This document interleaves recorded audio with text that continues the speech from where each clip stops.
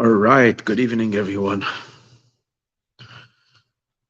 As I mentioned to you last week, Thursday night, we began the discourse Basi, and I said I would continue with Basi Hashem on Tuesday, and that's what we plan on doing. Tonight is a super holy night, it's the night of Yud Shvat. This is the day the Rebbe, the Lubavitcher Rebbe, assumed the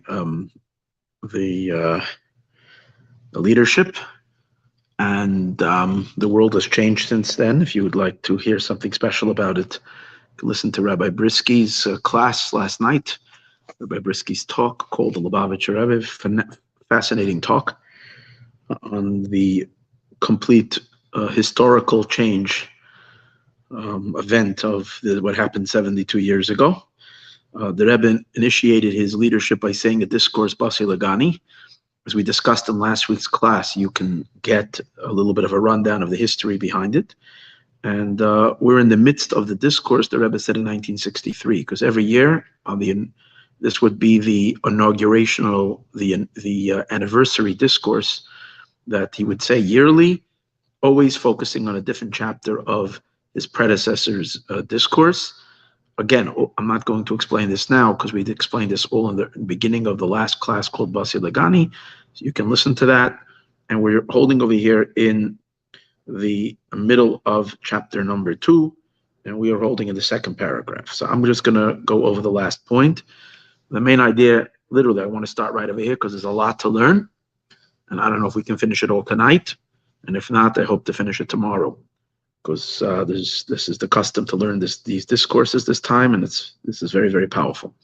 Okay, so the last idea that we were learning was that to win the war, which is to make this world into a holy place and to vanquish all the darkness and to transform the darkness to light, which is the whole theme of I've come to my garden, that our world is ultimately going to be a garden for God, and that was the original state in which it was in before it was messed up. In order to achieve this, it involves a great war with that which is standing in opposition, and part of the opposition is our own animalistic tendencies, our own negative side, our own unholy side, our body and our animal soul, and the world around us, of course.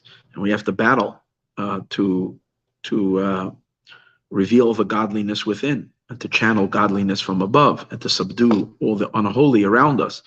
It's a relentless battle. And for that reason, the Jewish people are called the armies of God. They fight this battle through and through until I achieve ultimate victory, which is the coming of Mashiach, which is going to be the ultimate victory, where the entire world will become a garden for Hashem. And this, in order to enhance and to empower those battling in the battlefield, we said it, he brings from his father-in-law's discourse that the king goes all out and empties out his treasure chest, takes everything that he has hidden in his treasure troves, even things that he doesn't use for anything else. He doesn't touch them, he doesn't use them, because it is so precious. He has them from generation to generation, yet he liquidates it all and throws it, literally throws it to his generals. But the intention as it is that they shouldn't stay by the generals, which it's intended for the individual soldiers that are out there in the trenches. And the significance of that is that God, because winning this battle is so rooted in Hashem's inner essence, in which he decided that this is what he wants, God will assist us, and God will load us up with the deepest treasures so that we can win this battle. In other words, we are given, especially at the conclusion, which means in our generation, as we are standing seconds before the ultimate revelation of Hashem, Hashem empowers us with enormous powers by giving us lights and energies and abilities that has never been revealed to mankind, or even to the most celestial beings, the deepest inner secrets and treasures of God. So last week we learned, what are these treasures? So he says the treasure of God represents the concept that it says in the Zohar, that it says regarding Hashem, regarding the infinite one, blessed to see the Or Ein Sof, that he is above, above, above without an end, and he is below, below, below without an end. So the treasure that is referring to is the above, above, above, beyond an end. What does it mean? So obviously what it means, we're going to get a tiny little crumb of an understanding. But this is the idea. Below, below, below, which, in other words, two features of the infinite one. Below, below, below, without an end means that the infinite one has the capacity and the ability, and not just potentially, but actually in reality, he has chosen to do this, and that is to reveal himself, to actualize himself, to descend into a state of manifestation and revelation, lower and lower and lower and lower, to extend himself to the lowest possible existence. And low over here means that which is most unvesselable,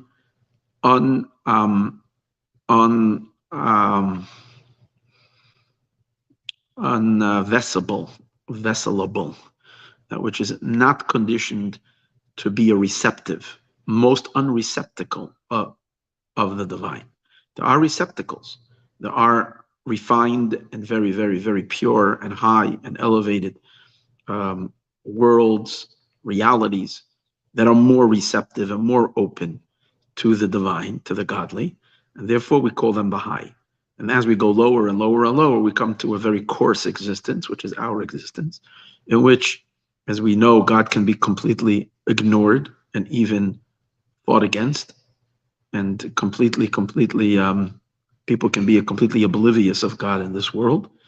And yet God extends his infinite light, and he's able to lower himself down all the way down, down, down, down. That means the Or Ein Sof is low, low, low. His capacity to contract himself lower, lower, and lower, and lower, to come down. That's the point. To come down, to be visible in the low. What does it mean that he is a high, high, high above an end? Is the opposite power, his elusiveness, how he can elude even the highest. As high as you will go and as deep as you will go, he will still be beyond your grasp. So he can be above everything and endlessly above everything, no matter how high, endlessly into the deepest, highest, holiest, most abstraction of existences. And yet God, the infinite, eludes and is a mystery and is hidden and is ungraspable and unknowable and untouchable and unreachable. That's God's highness, if you can say. His lowness is that he can be everywhere, even in the lowest of places. So in this discourse, we are learning now, what's the treasure? The treasure of God is that elusiveness of the divine, which means his infinity as it is in its most infinite state, and therefore the most untouchable. And that's why we call it above, without an end. And that's the reason why it's also called a treasure, because it's just like a treasure is hidden. This is the element of the infinite as he is hidden beyond all hidden, absolutely hidden. And therefore no one can touch it, no one can behold it, no one can see it, no one can comprehend it, no one can even imagine it. And we say no one, we mean absolutely no one, even on the highest unimaginable levels. Yet they don't have no clue and they can't touch. And yet, even though it is hidden and concealed from the eyes of everybody, to us right now, right before the coming of Mashiach, all of that is given to us. Not only that, it is squandered, it is thrown at us, so that we can, we're given enormous capabilities, enormous powers and strengths. We're given knowledge into the highest, most elusive elements of the divine as well, that which no generation could have ever touched. We're given that. Why? Not so that we should just enjoy them, but that we should take the strength and the abilities and the power that we get from this, and that we should use it to strengthen ourselves in our conviction and our determination to bring Mashiach, to do good in the world, to overcome our own doubts, our own questions, our own insecurities, our own weaknesses, our own lusts, desires, passions, unholiness, whatever it is, and to beat all darknesses that is around us, and to see God's will through and through, and making him a home in the physical world. So we were holding in the middle of the explanation of what does it mean that God, now, so in order to appreciate and understand the concept of the treasure, which the treasure is the elusiveness of the divine, Hashem being mysterious and above, without an end, He says we will understand and appreciate that by first understanding what does it mean that God is low, low, low, low. What is the concept and what is the depth of that? And what is the novelty of the fact that he comes down low? This chapter that this discourse is focused on is just on this point, to explain what does it mean, the capacity. Next year's discourse, which hopefully was going to be long after Mashiach is here, next year's discourse that the Rebbe said in the year 1964, based on chapter 14, is discussing already, starts to discuss the idea of what does it mean that he's a high, high, high without an end. In this year's discourse, he's discussing what does it mean. So this year is still prior to we're not yet probing the treasure. We're getting an introduction to the treasure by understanding the more external side of the infinite, so that we can then later appreciate the more internal part of the infinite. So this is where we're holding over here. Let me read again from Siv Beis. Mamshich Pesif Yud Gimel. This is where we're holding, and he continues in the 13th chapter. Gematria Yachad. This that he says that God's light comes down without an end. The Kai is referring ala Giloy on the revelation, the hispashtos, and the expansion. That Hashem has the ability to expand. Expanding means to enter into everything. Bebchinas Ein Sof, he has an ability to extend himself and expand infinitely. Ve'ein shiru b'li gvul mamish, and literally there's no limitation, there's no measure at all, and he can come literally ad lamata mata, until below b'madreges hayoser achroinos, in the most latter levels, which means the latter means they enter the stages of existence that were created last. The last means because we know creation works in a system of evolution, where Hashem evolved the world, first creating much loftier levels, and then afterwards creating the lower levels. So that's why they're called acharonos, the last ones. They're also the lowest, meaning God is most concealed, and these creations are the most farthest away from him in the sense of their consciousness. Adkan. And this is the words, he just quoted a little passage from his predecessor, from the previous Rebbe's discourse, and now he's going to add commentary. This is a secondary element in this, that we say that the infinite one is below without an end. What do we mean a secondary? Because the discourse corresponding to last year, which was the one the Rebbe said in 1962, Tafshin Chav Beis, was focusing on chapter 12 of the previous Rebbe's discourse, and over there he's already explaining what does it mean he's below without an end. So he spends 2 chapters in explaining this idea, below without an end. So in addition to what we learned in last year's discourse, now comes a secondary explanation, another point. In the previous chapter, he explains explains the idea that below without an end, that has to do with the coming into existence of the worlds, meaning that God's power to create, his creative power, that he flows his energy to create worlds, and as creation continues, when God created the worlds, as for example, we're going to learn about it soon. First, there is the infinite worlds that are before Atzilus. We don't even understand what that means. Worlds before the worlds of emanation. They're called they're infinite worlds. Then there is the world of Atzilus, the world of emanation. Then there is the 3 lower worlds called creation, formation, and completion. So you have a whole system of worlds. So this chain-like progression, which is an endless chain of worlds, the point that he brought out last year is God's infinity can be detected even at the lowest stages in the creative process. Because even when he comes down low into definitive creations, into the most defined creatures, you still see infinity. Embedded in the finitude is the infinite. Because you see, he creates, for instance, infinite angels. So even though we're dealing with creations, and to what degree we can say infinity already in the physical universe, I'm sure it can be seen as well. So there are the fingerprints of the infinite, but that's in creation itself. Now he's adding another point. That was in last year's discourse. That's because of the creative power.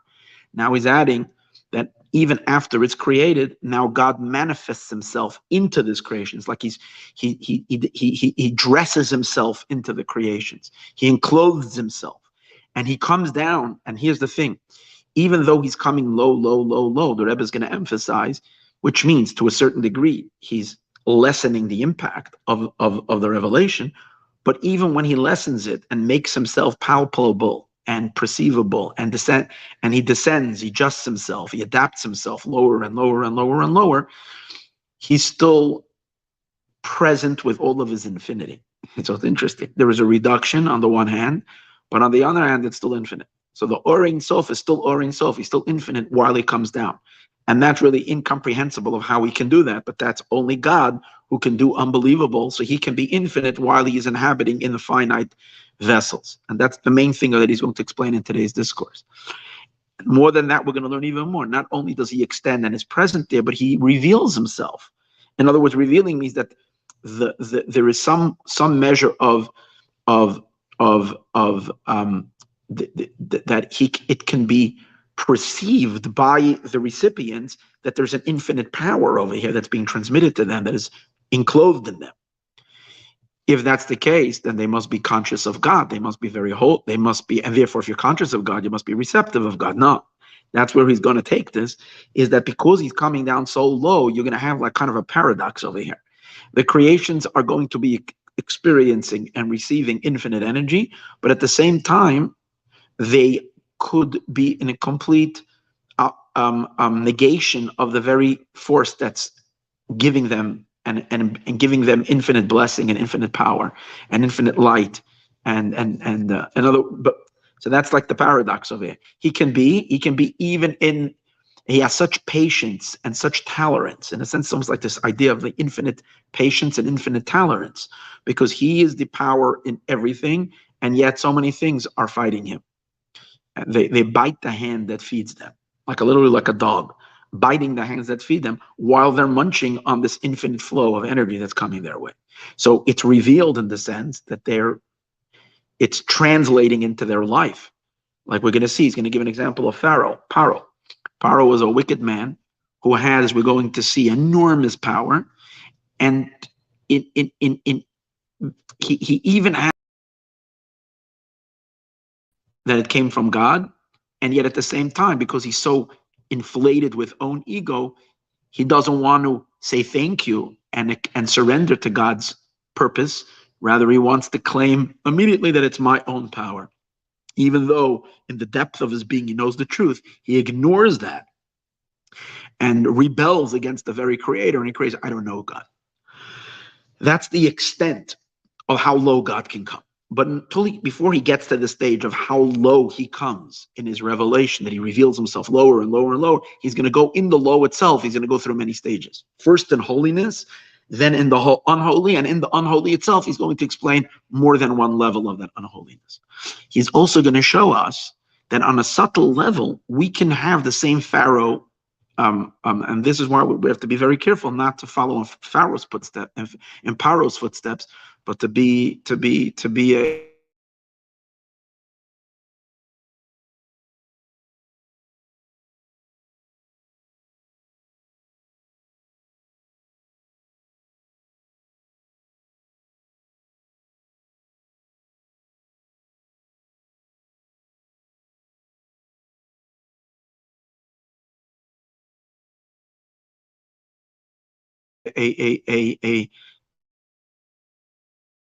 for a moment. Oh, back. Okay. So instead of God forbid receiving it like Paro and turning our backs on the very blessing that's blessing us, and returning a favor that was given to us with God forbid with the opposite of goodness. Okay, so let's read inside. Again, the Besifra Koidim in the previous chapter, or in the of the previous Rebbe's discourse. He explains the concept of below without an end mitzad esavas oilamus, because that relates to the coming into a being of worlds. That even in the lowest level, even as the energy goes down to the lowest place, there is creation without an end. It's almost like, he's creating sand on the seashore, and how many pebbles of sand are there? How many grains of sand? Infinite. Okay, I don't know if you can really, really, really, really call that infinite, but at least to us, it's without a measure. And over here he adds another idea, that not only the actual creation, that God, the creative life force that creates, is having a infinite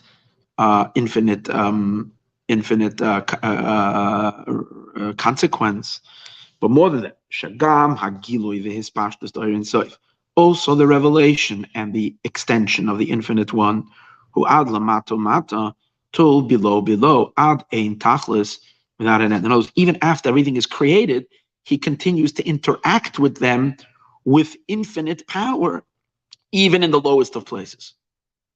At the same time, softening it so that he doesn't compel himself and force his creations into compliance in him, leaving them free choice, even to receive the infinite blessing, and at the same time ignore him. And he continues to explain that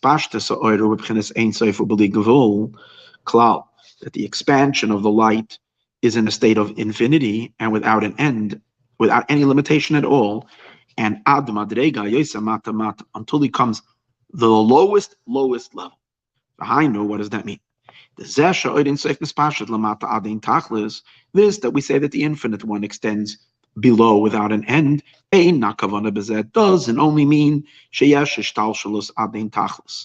that there is a evolution that goes on and on and on and on and on, which means worlds are come into existence lower and lower. In other words, we can say that the energy is an Ein Sof because it triggers a evolution, a chain-like evolution of creations, of worlds, in which it evolves without an end. One world triggers a next world, and the next world triggers a next world. But in that case, the power that's triggering it it's almost like I throw a stone, and then the energy that the force that I released when I threw the stone is now pushing the stone as far as my energy works. Since if I would have an infinite energy, that I can throw a stone that would never land. It will keep on flying and flying and flying.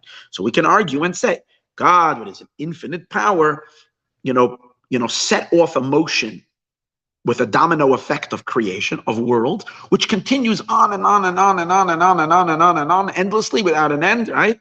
And that would be the idea that he is infinite. So he's saying that too is included, but that's not the full meaning of he then himself is descending into each level and level. He encloses himself all the way down with his infinity to the lowest of levels.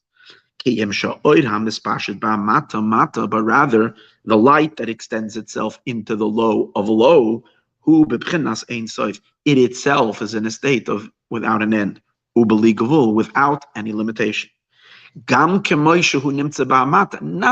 that he is above on his high perch and is affecting at a distance a power that is creating lower existence. But you would argue, how can an infinite power be contained in finite vessels?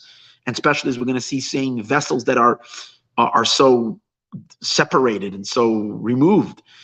We would argue that he can't. And we're saying, no, that would be a limitation in him.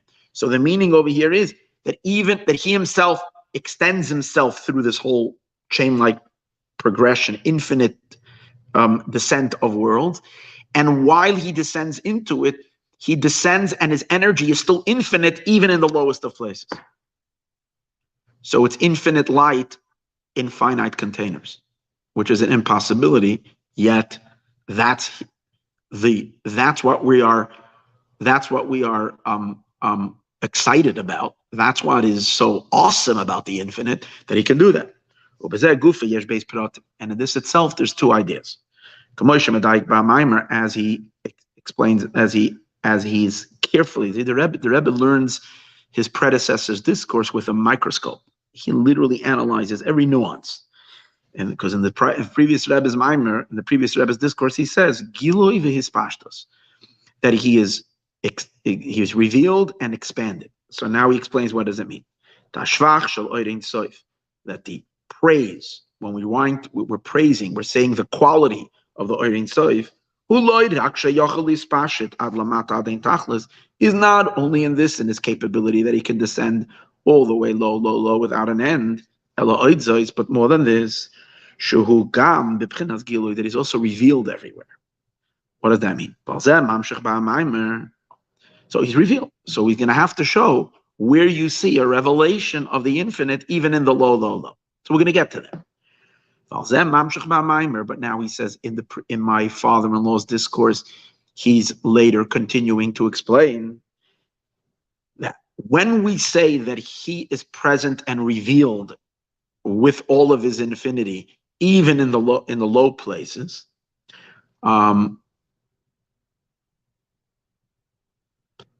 we might define low as low in comparison to the infinite, in comparison to the loftiness and the highness and the brilliance of the infinite light. If he is descending and revealing his infinity on a relatively lower world, a world that somewhat has some dimensions of time and space, or whatever kind of spiritual time and space, that too would be low. And then that too, we would raise our eyebrows and say, wow, how can infinite light be revealed in such a low place? But we would not dream and think that the infinite could be revealed in our low world, right? When you walk outside of your street and you're walking through your local park, that there is revelation of infinite light over here in your backyard, in your home, in your own little life. That the low means literally in the physical low world. So he wants to say, no, that's exactly what it means. That it's low means all the way down, not only a place that we might call low. So now he's going to begin what we would have thought might means low. You cannot say that the greatness of the praise of the Oirin Soif Shulamata Adin Tachlis, that it goes down below without an end. Hakavanda bezet, that the intention over here is b'pchenas mata. When we say low, what do we mean low? Maybe we would see it means that the very fact that he reveals himself and extends himself into worlds, but which worlds? The infinite worlds that are beyond Atzilus. Now those worlds are infinite worlds. If they're infinite worlds, then they can receive infinite light. But yet, hold on, why would that be called low? Because we would say that the very fact that they're worlds, as compared to the infinite power that is beyond any world, a world means somewhat of a definition, somewhat of a context that contextualizes it. And an infinite light is the ultimate abstraction of energy that has no definitions at all. So we would say that in those infinite worlds that are before Atzilus, they're called low in comparison to him. And over there, he reveals himself. And that also would make a wow, because that also doesn't make any sense. So he says, no, that's not what it means. So we might say, okay, I'll give in to that. Low must mean lower. Maybe it means the world of Atzilus. The world of Atzilus is already called the world of emanation. Over there, it's to a certain degree, that's not called anymore an infinite world. That's a world already with borders and boundaries, because there is already definable, we can already ascribe certain definitions, real definitions to that world. Like we speak about 10 attributes, and attributes are very defined attributes, and so forth. So the world of Atzilus, maybe that is the low that we're talking about. And that is a much bigger novelty that God can come down even there, and that's low. So he says, no, that's not, because that's not creation yet. That's not considered low. Because on these two levels, whether we're talking about the infinite worlds that are beyond the world of Atzilus, or whether we're talking about the world of Atzilus, being that we're still dealing with a state where there's no creation yet. There's no consciousness of anything other than God. In the worlds that are above Atzilus, they're not really worlds in the sense that there is somebody else over there. It's just some kind of contexts that God is kind of very, very, very, very, very high, lofty,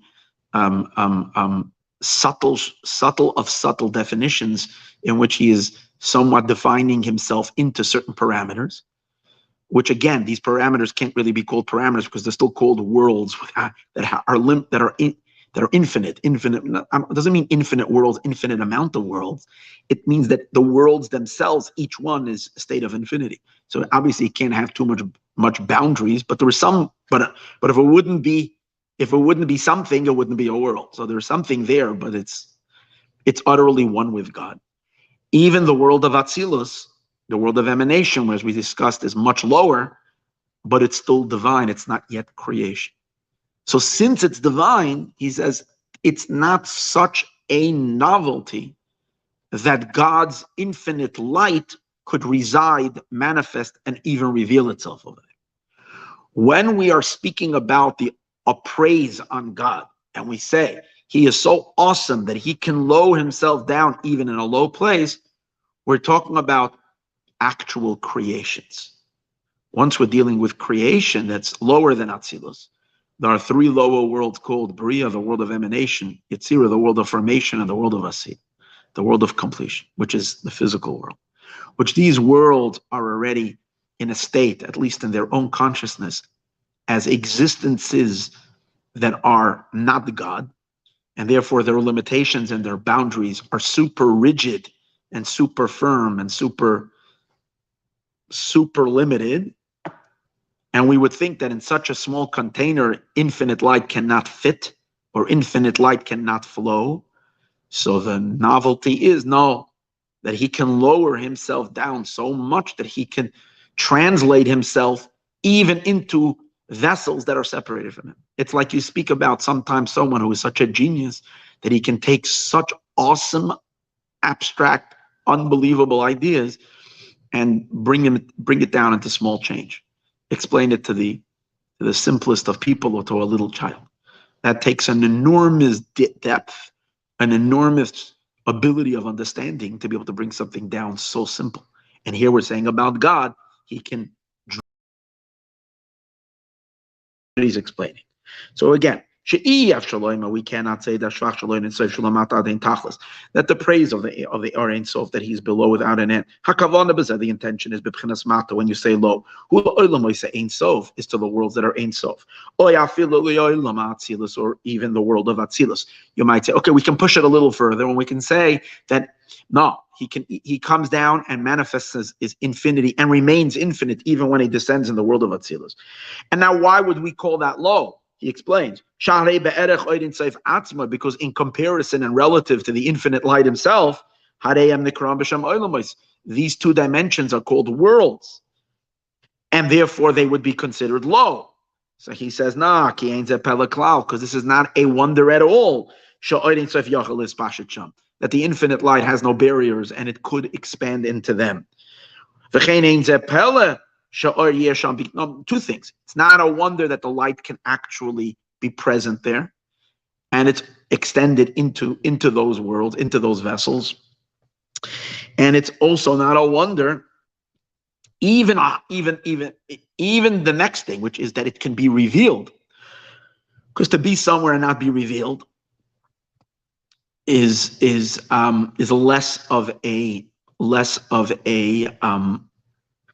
wonder than the fact that he can even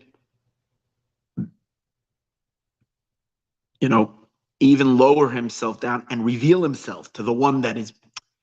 When it's revealed, it's captured by the recipient, that the one is conscious of it, which obviously is harder to do. It would be one thing to be able to hide in something, another thing to be able to make yourself seen in something that is so antithetical to your infinity, and yet it could receive, it can perceive. So It's not a wonder that the light should be in a revealed way. That you should be able to receive it. Just maybe an example for this. The difference of being present or being revealed. What happens if you have this very, very abstract, very, very deep concept, and you have no way to communicate it? You have to find a metaphor. You find a metaphor and you enclose this vast, enormous, and you enclose it, you embed it into a riddle, or into a metaphor, into a parable, into a story, and you pass it on to someone, a child, and the child understands the story. Now the question is, do they only understand the story, or they also understand the idea that you're trying to convey them in the story? Now, the very fact that you can pack such a abstract, amazing idea and pack it into such a simple physical story, that too takes an enormous amount of talent, and it takes an ability to have a very deep understanding of the concept, that you're able to, undress it from its abstraction and dress it into, or take it from its abstraction and lower it into a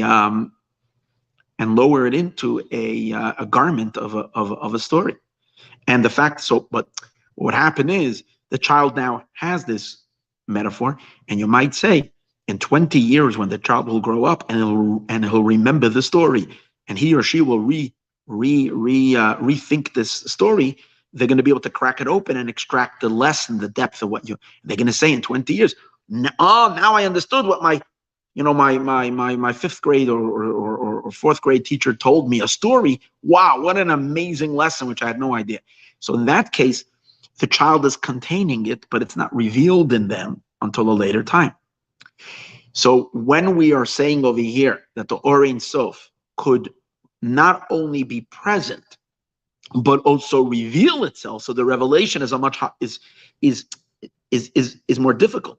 Here's the thing: can this great wise person not only give a metaphor, but give a metaphor that, and then help and enable the child, while they're a child, to perceive the idea that is within the metaphor, to light up? That's like impossible if it's a child. And yet, if the teacher has no limitations, they can do that as well. So we say that about the Or Ein Sof, both it can extend and it can reveal itself. But the question is, which level is called low? Even the world of Atzilus is called a little child. And even the Olamos Or Ein Sof, even the infinite worlds higher than Atzilus, to God himself is like a little child. Yet, however, he says, since after everything is said and done, they too are divine, meaning it's still it's a self-imposed limitation of God, but it's God still. It's God condensing himself. It's not yet a state where someone else pops up, a creation, something that's other than God. So he says that's not such a wonder. The big wonder is that he can actually come down into literal creations, as he explains. Mekivan, the reason why it's not such a novelty, because after everything is said and done, these infinite worlds and the world of Atzilus are still divine. The intention is to the world of Bria, Tzir, and Asiya. They are considered low. Okay. Now he's going to explain, why are we insisting that when we say low, we mean the idea over here is the actual creations. And later in the discourse, he's going to explain, within the creations itself, we mean not only the spiritual creations, we mean actually down into the physical creations, into the material. And then he's going to take it even further. In the material world, the infinite light is present and can even be revealed not only in the good guys, but even in the bad guys, and even in the worst type of bad guy. That's showing how the infinite, and here's the thing, not only can it be contained, but even revealed over there. And then you'll have a paradox where you'll have ultimate wickedness receiving in from, but yet fighting against it. And that too is an attestament to the unbelievable infinite power of God. It's almost like the sages say that there was a certain time that this idea, like he's explaining how that too is the praise of God. So the sages were once said, the interesting thing that there was a certain time in Jewish history when they wanted to cut out, not just they wanted to, they actually did. They cut out from the prayer book certain praises, where it says that God is great and mighty and powerful and awesome. Right in the beginning of the Amida prayer every day, we say, Hakel, Gadol, the God that's great, Agibor, he's mighty, Vanor, and he's awesome. And then we were always saying that because we saw an awesome God. He took us out of Egypt. He gave us the Torah. He split the sea, split the Jordan River, right? He brought man down from heaven, bread from heaven. He did. You saw the miracles, awesome. Right? But then when things got tough, and not only that, but the vicious enemies of God went into God's holy temple, burnt it down, trampled on holiness. Literally, were dancing on a Torah scroll in the Holy of Holies, lighting it and then igniting it on fire and doing the most ferocious, despicable acts in the Holy of Holies. And they were looting and drunkard and acting like, and this is God's private. So the people felt that they can't say with a full heart anymore, the great and powerful God, because God didn't look too powerful, he didn't look too great. So they decided not to say it, because when they would say something, they would pray with such sincerity and such truth that if they would be saying it and in their hearts they would be questioning it and not really feeling it, they didn't want to say it because they wanted to be truthful to God. Then the sages went, however, and they restored it. The men of the great assembly went and they put it back, even though for a while it was taken out. And they said, well, this itself is his great. You're looking for his greatness, you're looking for his might and his power. Well, this is his greatness. The fact that it's his house and they can come in and he can bite his tongue and allow that to happen, even though he is creating them at every second. He's creating their entire being. He's giving them existence from utter non-existence, these very enemies. And they're coming into his temple. He can sort of stop creating them in 1 second. And he can definitely send one lightning bolt and destroy them while they're arrogant and despicable and disgusting. He can have them all dissolve into ketchup in 1 split second. And the fact that he allows them to do what they're doing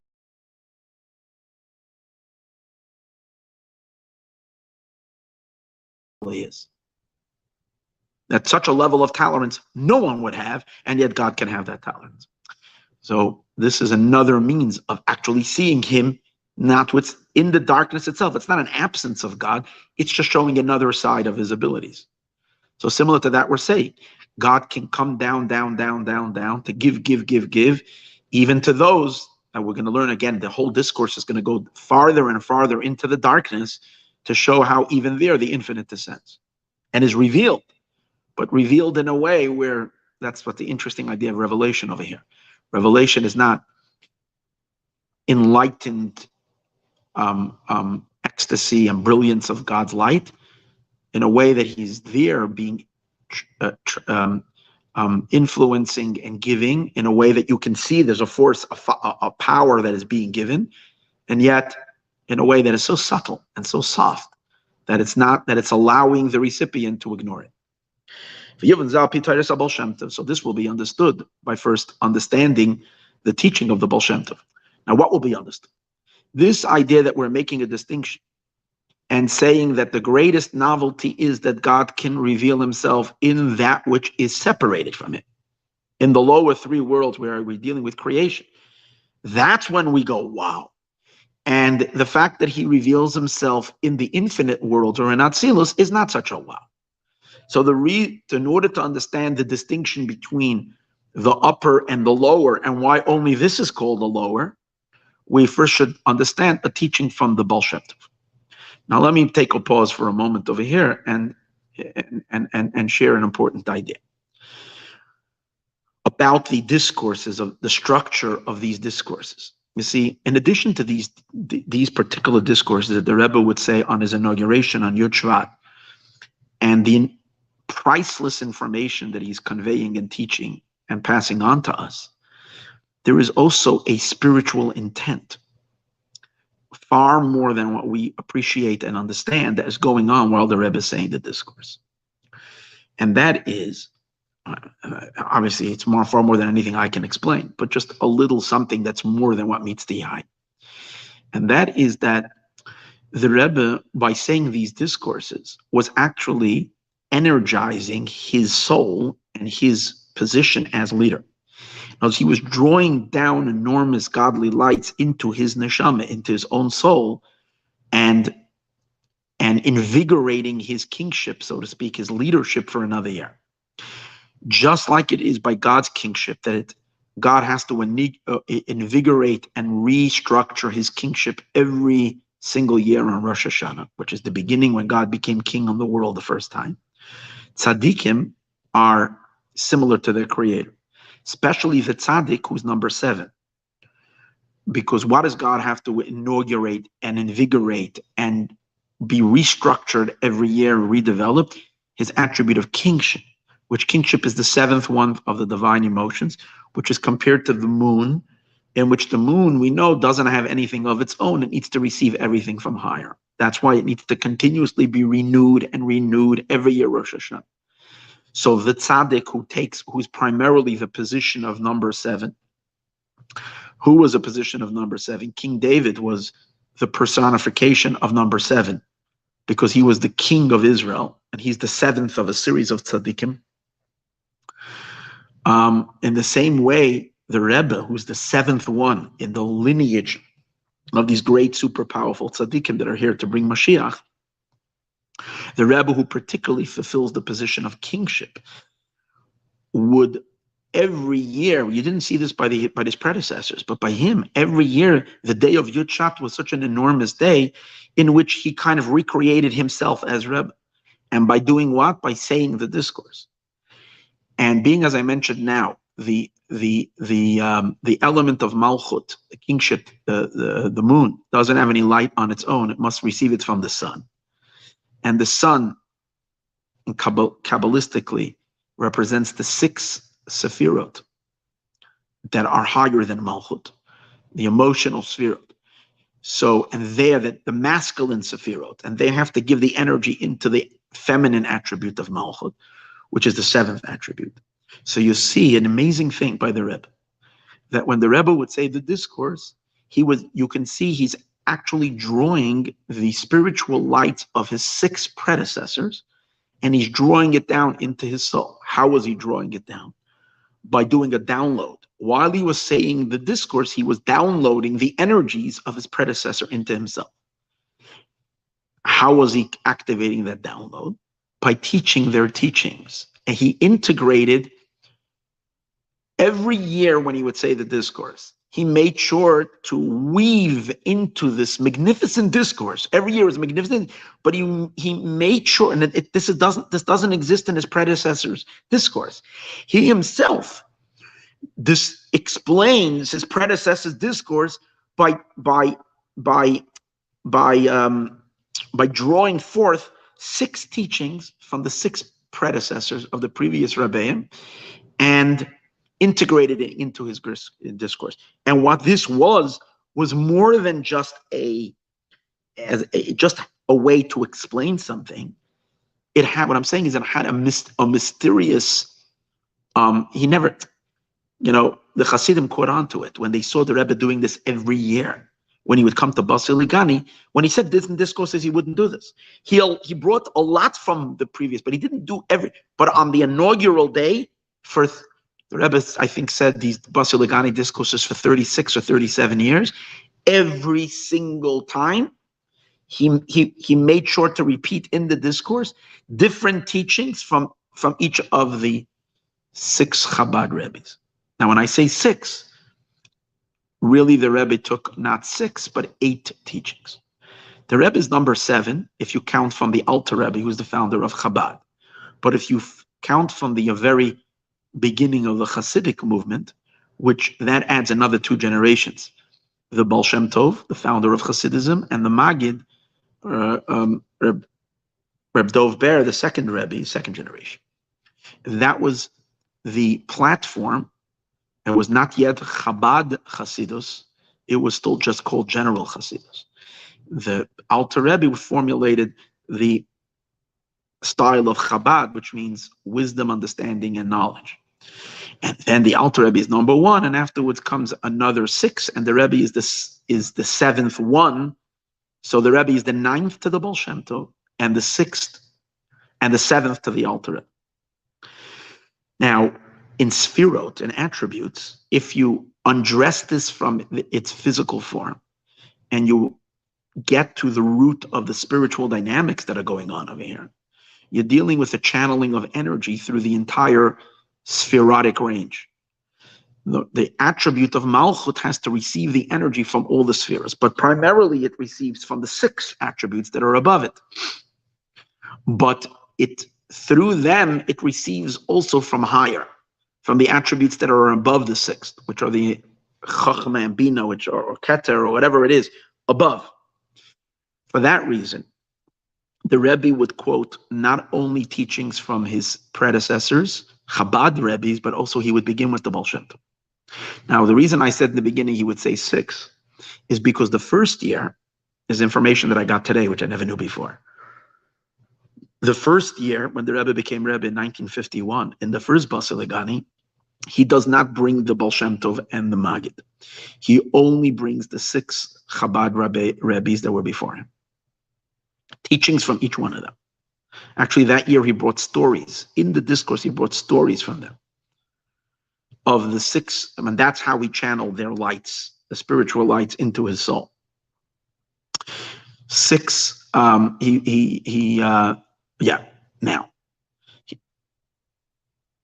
the first Basi Legani was said on a Wednesday.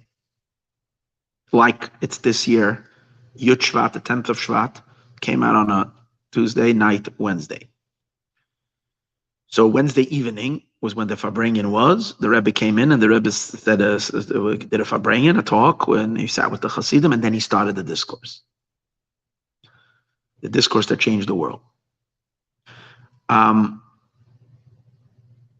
Again, he only brought from the Chabad Rebbes in that year. However, on Shabbos, which is 3 days later, he said another discourse. This is the second discourse the Rebbe said in his leadership.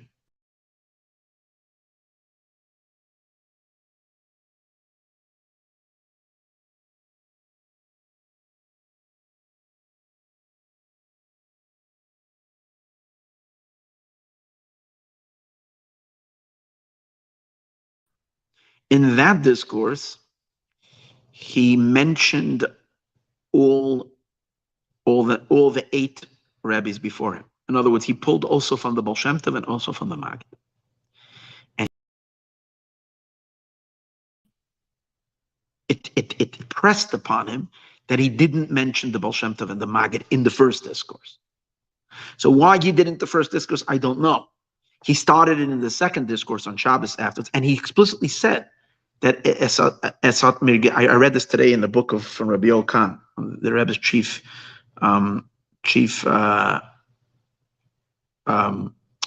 translator or one of his greatest students, who would later, transcribe everything he taught and memorized hours and hours that the Rebbe spoke every Shabbos. He recorded in his memories and passed away a few years ago.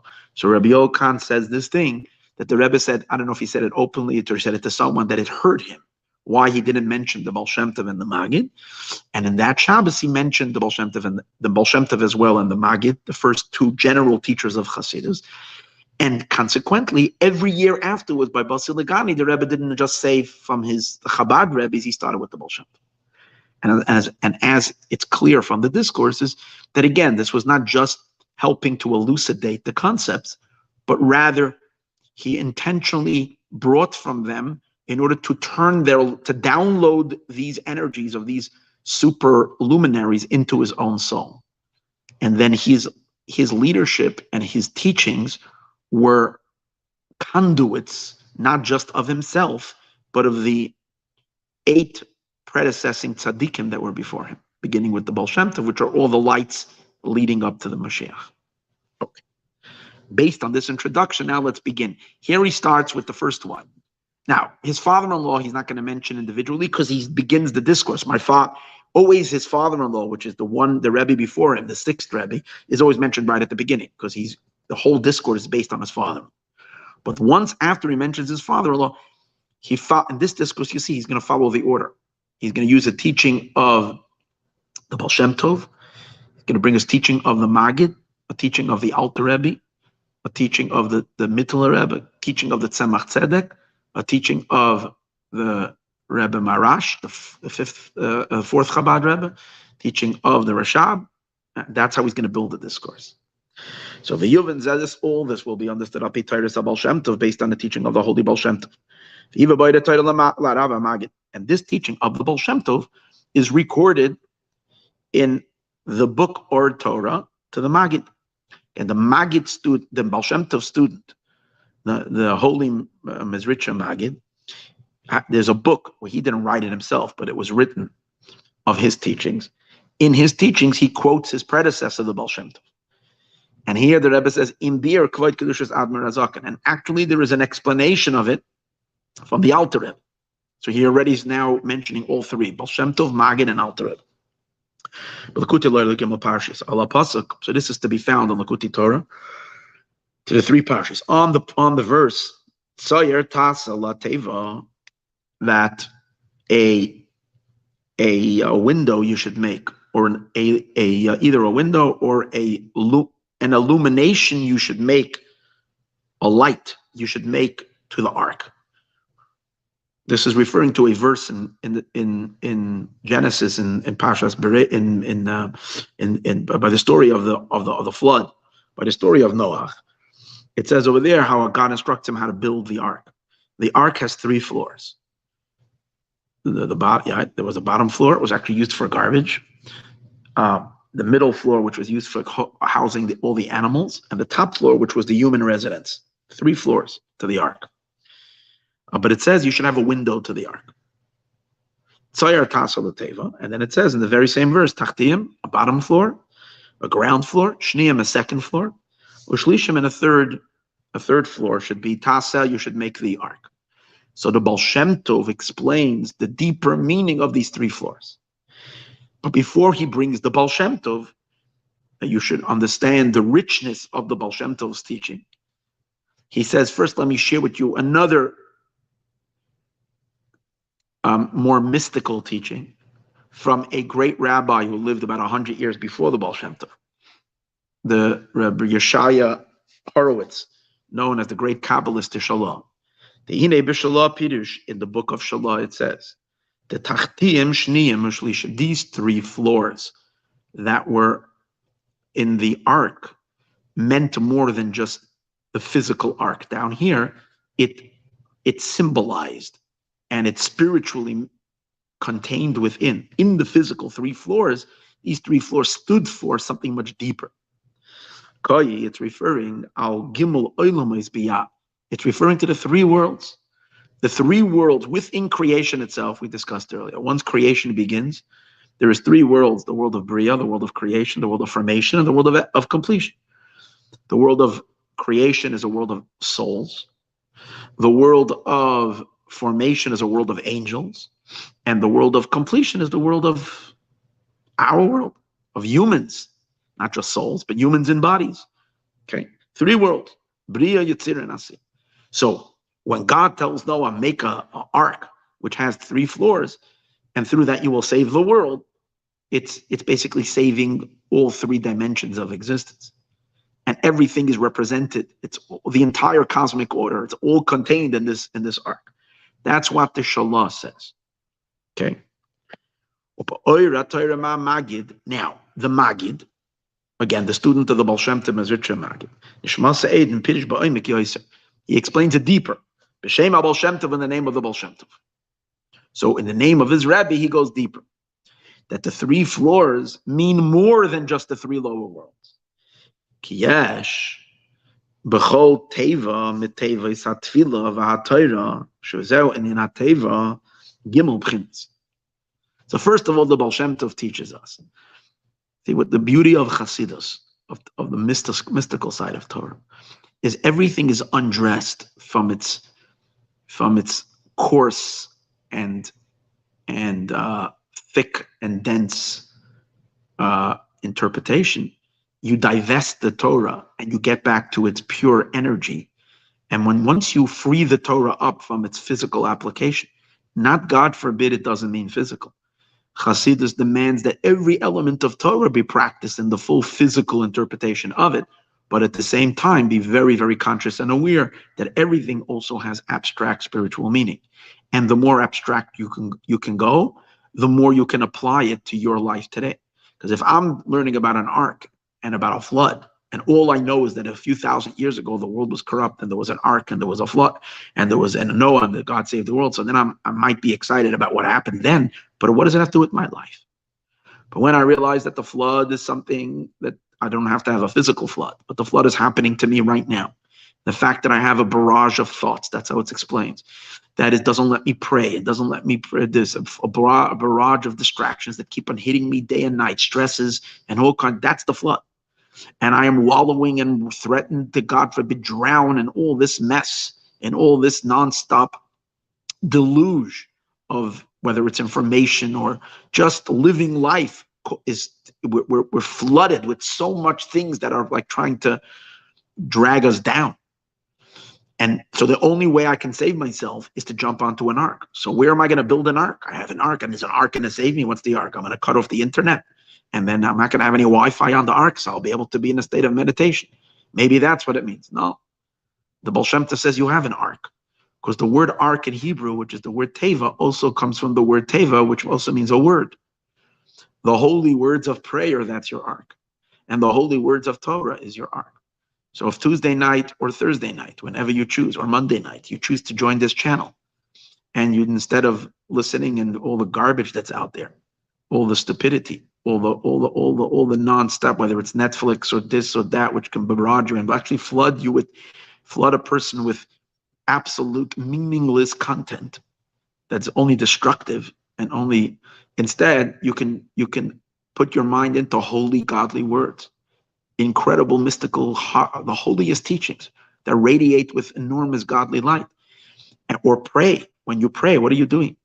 So the Baal Shem Tov says, you got to make sure to jump into those words. Just like God tells Noah to build to build a ark and to go into the ark. So the Baal Shem Tov says, those words, those are your saving words. If you invest yourself deeply every single day, an hour or 2 hours, whether it's in Torah and in prayer, or 3 hours, you're going to have enormous spiritual protection. The world will not drag you down. It will not extinguish your soul. It won't destroy you. You'll maintain an incredible, strong, godly, firm resolve in being who you are as a light in this world. But you have to put yourself into that ark. Okay. Once we know that the words of Torah, that's the ark, and the words of prayer is the ark, now we have to take it a step further. What are the three floors in the ark? That means in the words of Torah and in the words of prayer, which are the ark that God is sending us to protect us from the flood, that he's constantly unleashing in the world around us. How do we protect ourselves? So we go in, but we also have 3 floors. What are the 3 floors? So the Baal Shem Tov explains that in every word of prayer and in every word of Torah, you have to realize there is so much more to the word than what we are reading.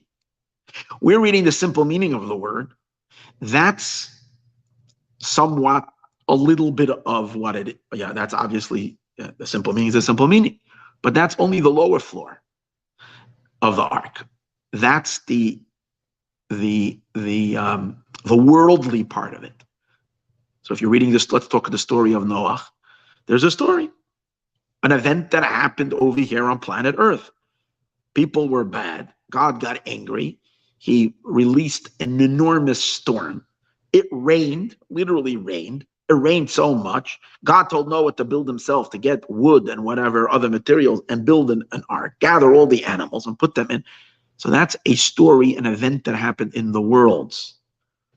Okay? Or you take any other part of Torah. This week Torah portion, we read about the splitting of the sea. So we're reading about an event that happened when Jews went out of Egypt, and they were cornered.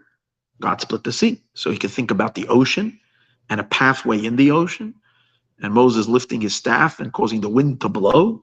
These are all phenomena. This is all the external range of the Torah, which is called the worlds, because it's talking about the world, an event in the world. But then there is a deeper energy going on in those very words, and they're called souls. The Torah as it relates not to worlds, but to pure souls. Now, we, as being encased in bodies who see everything physical, it's very hard for us to see that dimension of Torah as it speaks to souls. But the souls in heaven, when they study Torah, they're learning the Torah on another dimension. They're learning the soul element of the Torah, which is a deeper element of the Torah than we're seeing. When we study Hasidus here in our Thursday night classes, we're actually entering a little bit into that zone because we're getting the higher glimpse of the soul dimension of the Torah. So that's the second floor. But then there's a third floor. The third floor is the Torah as God learns it, not as souls learn it. The Torah as it is pure divine. The sages tell us that the entire Torah, every story, is the name of God. That means it's all one long name of Hashem. It's all a description of God, which is beyond even what the souls are seeing in it. It's not just spiritual energies. It's just the name of Hashem. So the Baal Shem Tov says that that's the way it is in every word of Torah and in every word of prayer. There is the world element of it, that's the bottom floor. There are the soul element of it, which is the middle floor, and there is the highest floor, which is the divine element of it. Okay, so you see it's a little parallel, similar to what the Shalah said about the three lower floors, the three floors of the table. The Shalah says it means the material world, the world of the angels, the Yetzirah, the world of formation, and the world of creation. Baal Shem Tov is taking it higher. Why is it higher? The Baal Shem Tov giving a higher interpretation. Because the Baal Shem Tov is saying, no, the bottom floor includes already all worlds. The bottom floor is the world. When we say world, we mean the physical world, even the world of angels, and even the world of souls. They're all three included in the bottom floor. Because the bottom floor is worlds. The middle floor is souls. That's already a higher dimension. Souls. It's not worlds. It's this souls. And even higher than that is purely the divine. Three floors. Okay? So, ki yesh b'chol teva metevis atfila v'atayra shezein teva. Gimel b'chinas, there's three levels. Oilamais worlds, neshamas, and souls, velikus, and the divine. Now the Baal Shem Tov concludes. Again, first we're going to see the Baal Shem Tov's teaching, and then we're going to see how the Rebbe takes this amazing gem of a teaching and sets it as part of his discourse to explain what he's explaining over here. So let's first continue the teaching of the Holy Baal Shem Tov. The Baal Shem Tov says, so now we know what the three floor, what the ark is. It means the words of Torah and prayer that we have to enter into to protect ourselves. We have to know that the Torah is so vast and so deep that we can go higher and higher and higher because we can explore it on various different dimensions, primarily three floors. And then the verse is telling you, Tsayar Tasala Teva. Simply it meant make a window. Or the say Rashi brings two interpretations, or they, according to some opinion, God showed him how to take a certain brilliant stone, which the stone lit up, literally gave light. The stone was a precious stone that had light qualities to it, and it was his light in the darkness. Because the entire year of the flood, it was pitch black outside. So he had this light coming, whether it was a window or whether it was if it was dark outside, the window wouldn't help. But whatever, however we're going to go in, whatever that means. But Tsar means a luminous entity you should make in the thing. So spiritually, what does it mean? The Baal Shem Tov says that God is instructing us. Make sure that your words of prayer are full of light. Enter into them with enlightenment. first of all, don't just say them, know that there's all three dimensions over there, and be luminous, be full of light inside of it. And when you're going to do that, you're going to connect all three floors. In other words, you're going to rise from the worlds, you're going to connect into the soul dimension, and then you're going to be able to attach them all into the divine dimension. And then the bottom floor and the second floor are going to be attached to the upper floor. And then your entire arc is going to be a powerful receptacle of divinity, which is the ultimate protection that will protect you from all darkness and will empower you with enormous godly power. Connect your three floors, but how? Through having this luminousness in the teva. Okay. The Baal Shem Tov says you should go out with illumination. And through this, it's a little hard, this word shetetzu, you should go out, but he brings over here, that's the words of the Baal Shem Tov. You should go out. I'm not exactly sure what that means. Va'oilim, and then they rise, umiskashrim, and then they connect, umisyachadim, and then they unify, zeh b'zeh imelokos. The lower floor, which is the worlds, are elevated and connect to the soul dimension. The soul dimension then unifies with the divine, and as a result of that, the entire words, which have these three dimensions, are bright and are shining with enormous godly light. So that's the teaching of the Baal Shem Tov. Okay, so now the Rebbe is going to use this teaching of the Baal Shem Tov to explain. Remember, let's go back. It's a complicated discourse. I do want you to know.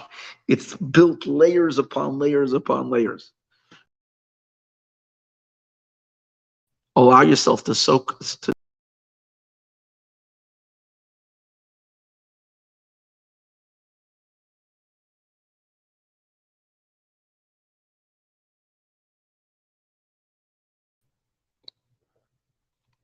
We'll hopefully understand another time. But based on this teaching of the Baal Shem Tov, which explains the three floors, we'll now understand why the real low that we're talking about, he's explaining, is only the actual creation world. The world, the infinite worlds, remember we spoke about earlier, and Atzilus, they're not called low. It's only the three lower worlds, which are creation, that's called. Why? Because you see, what he's going to say is that in the Teva, in the ark, he doesn't say this explicitly, but this is the way I understand it. In the ark, only the lowest floor is called Tachtiyim. Tachtiyim means low. Shniyim, the second world, is called Shniyim, second. And Shlishim is three. But the one that's called Tachtiyim, Tachton, from the word bottom, is only the lowest floor. And if the lowest floor represents, as we said, according to the Baal Shem Tov's teaching, worlds, all worlds, means that only something that is really considered a world. And what does world mean? In the real sense in the ultimate sense of world. What does world mean? World means a state of consciousness that is already separated from God. Even though we said earlier, again, that compared to the infinite light, even the infinite worlds above Atzilus are also called world, and they're also called low. But when we really mean worlds, we mean that which is something other than God. And we see from the teaching of the Baal Shem Tov that only that level is called Tachtiyim. Tachton means the low. So when we say God reveals himself in the low, it has to mean into actual worlds, not into the more sublime levels that are above the three lower worlds. This is where he's going with it. So let's see. And this is also the idea where it says, now this concept of Zeh Inyan Tlas Alman is no more in the teaching of the Baal Shem Tov, but in the Likutei Torah, which is the Alter Rebbe, who is quoting the Baal Shem Tov. And in this Sefer Ora Torah from the Maggid on Parshas Noach is where he brings this whole concept, discusses it. And he relates to the Baal Shem Tov's teaching this idea that we're mentioning now. There is a passage in the Zohar where the Zohar says, the Zohar says there's three worlds that God has. Three worlds that God has. So what does that mean? It's corresponding to these three levels of the ark. But there's two interpretations what means the three worlds. According to one of the commentaries on the Zohar, when we say three worlds God has, the Koi al Atzilus, it's referring to the world of emanation, Bria, the world of creation, Yetzira, the world of formation. The three worlds are, again, so I'm sorry, I know it's impossible almost to really, unless I had literally a blackboard over here and was able to actually keep a diagram constantly out in front of everybody and show you, because the concepts over here are switching a lot. Okay, so it could get a little confusing, but what I'm saying that is I went through it and thank God I was able to understand it. In again, of course, in my unlimited way. But so it's not that it's like impossible, but if you're not seasoned in these concepts, it particularly here, there's a lot of interlacing and interwovenness that he's going through here. So therefore, it might get a little confusing. So, but please bear with me. So it says in the Zohar, there's three worlds. There's two interpretations of what means these three worlds. According to now, because when you're hearing three worlds, you're already right away thinking the three lower worlds of creation that we spoke earlier. Bria, the world of souls, Yetzira, the world of angels, and the world Asiya, the world of humans, down here, our world. But that's not what it is explained on the three worlds. The three worlds are one notch higher. Okay? Remember we spoke earlier that above the world of creation is the world of Atzilus, which is the world of emanation. It's not much of a world. There's no created consciousness over there. It's just the attributes of God. But the attributes of God are already in a set that's called the world. Yeah, that's Atzilus. That's the upper world. The second world that the Zohar is talking about. Okay, the second world that the Zohar is talking about when the Zohar says God has three worlds. The second world is the world of creation, which is the world where the souls are, primarily souls. But, and then the third world that the Zohar is talking about, according to this commentaries, is referring to the world of formation, which is the world of angels, not the world of action. So what happened with our lower world? What does it mean God has three worlds? So could be, I didn't do enough research in this, could be, according to this interpretation, the reason we say when the Zohar says God has three worlds, we don't include our world. In other words, we're skipping, this world is completely not mentioned. We're talking about the world above us is the bottom, the world of Bria is the middle, and the world of Atzilus is the top. These are the three worlds. Why are we not counting? Maybe our world is not called the three worlds that God has, because this world he gave over to us, meaning he created us in it. It made us the three worlds where godliness is manifest above our world. That's the idea. So in those three worlds, that's the Kai it's referring to, according to one explanation. Al Atzilus Atzilus, Bria, the world of creation, Yetzira, the world of creation. That's one interpretation. Okay. Now let's stop over here. That interpretation also fits with the Baal Shem Tov. Again, this is what the Rebbe doesn't bring it here, but I looked it up in the Tzemach Tzedek. Tzemach Tzedek says that interpretation of the Zohar, that three worlds God has, and the three worlds are Atzilus, the world of emanation, the world of Bria, and the world of Asiya. By the way, I just want to parenthetically, I do want to say that in about a half an hour, 45 minutes, the complexity of this, we're going to be through this very complex part of the discourse. It's going to become much easier and easier to follow. So don't give up on the discourse just because you might get confused now. And I'm saying explicitly that you might get confused now. And I don't know with all my explaining, if I'll be able to keep you from not being confused. So it's important that you bear in mind that. I was very confused when I was learning it, that you have to learn it a few times. You have to read it over and over and over and then set it up in your own head. I'm going to try to do the best I can to undo the confusion, but it's not that easy. So, but I don't want to cause anybody to be discouraged and not to follow. If you need to take a nap, now is a good time for 45 minutes. You'll be able to learn the rest of the discourse, even if you miss this part. Obviously, it's richer if you have this as well. But the discourse has its own, it moves from subject to subject, and each subject on its own is very, very beautiful and very powerful. But this is a particular part that's quite mystical and just complex. Okay, so now that I've given that as an introduction, now we go back. So in the discourse of the Tzemach Tzedek, he's comparing. He's saying, he brings this teaching of the Zohar about these three worlds, and he says that this matches with the Baal Shem Tov. Why does it match with the Baal Shem Tov? Because the Baal Shem Tov said the three worlds, the three floors that there were in the ark. The bottom floor is worlds, the middle floor is souls, and the upper floor is the divine.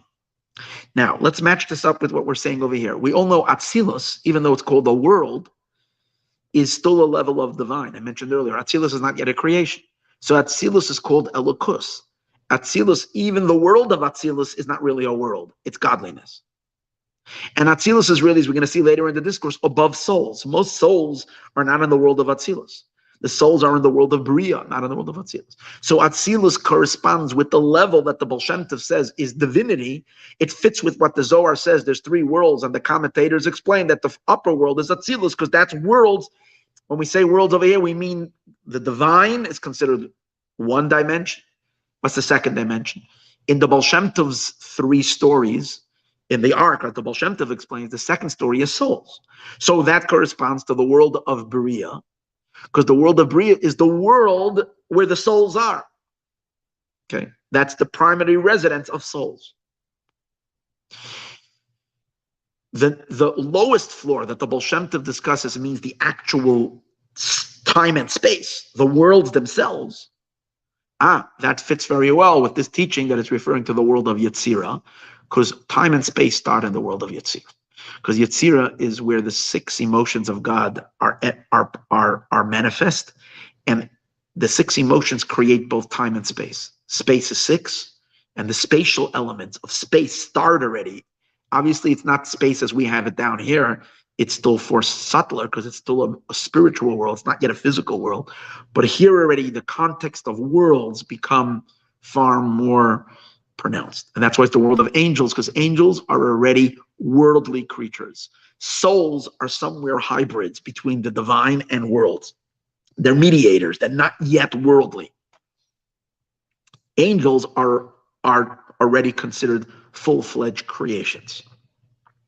So therefore, they're part of the world dimension.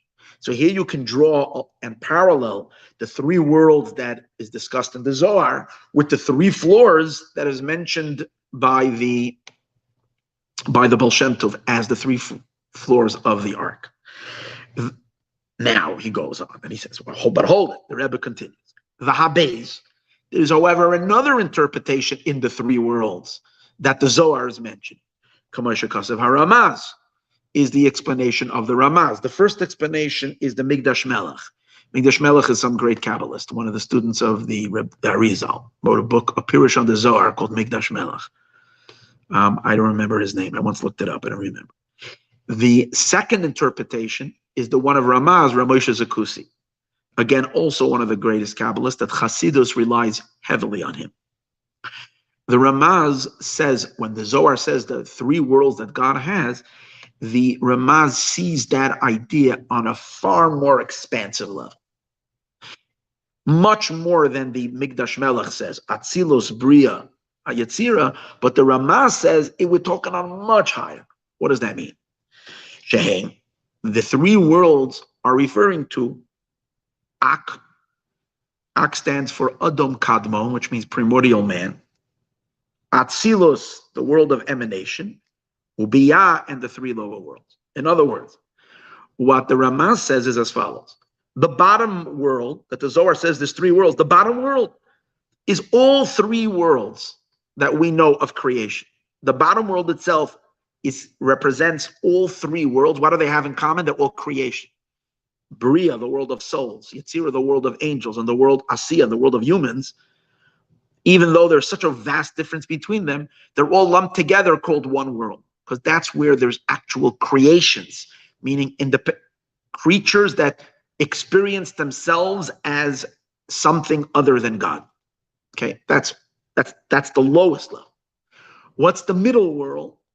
The middle world is what earlier we said is the top. Now we're saying that's the middle. That's the world of Atzilus. The world of Atzilus is the world of the divine. It's not yet creation.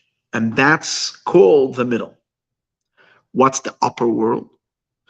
Is the infinite world above Atzilus that we spoke earlier, but primarily it's what we refer to as primordial man. Primordial man is the state of the Sephiros, the attributes, as they stand way above the world of Atzilus. There's no world yet, there's no fully fledged developed attributes, but on some very, very subtle sketch of a very, very primordial state of existence called Adam Kana. That's the highest world. Basically, what this means, the entire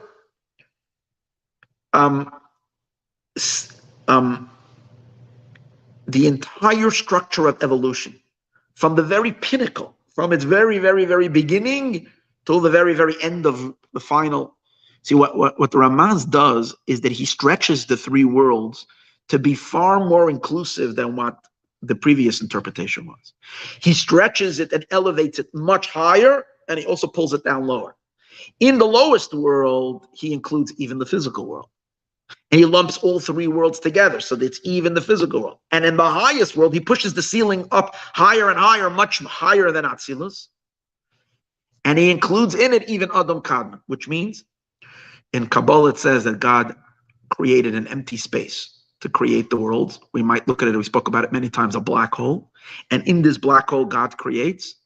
And from there, he shines a little thread of light, a tiny little a line, a little beam of light, a kav, and that energy is what started to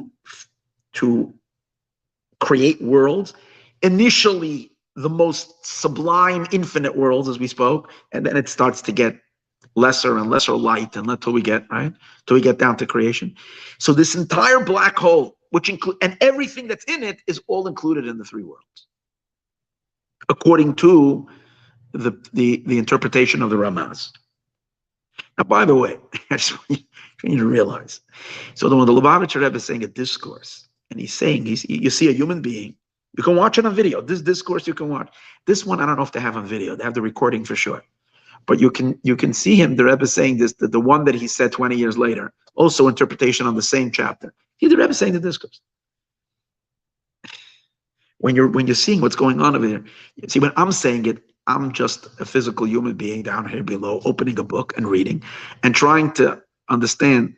But the Rebbe is actually directing the energy through all these worlds and through all these levels. It's like he's structuring.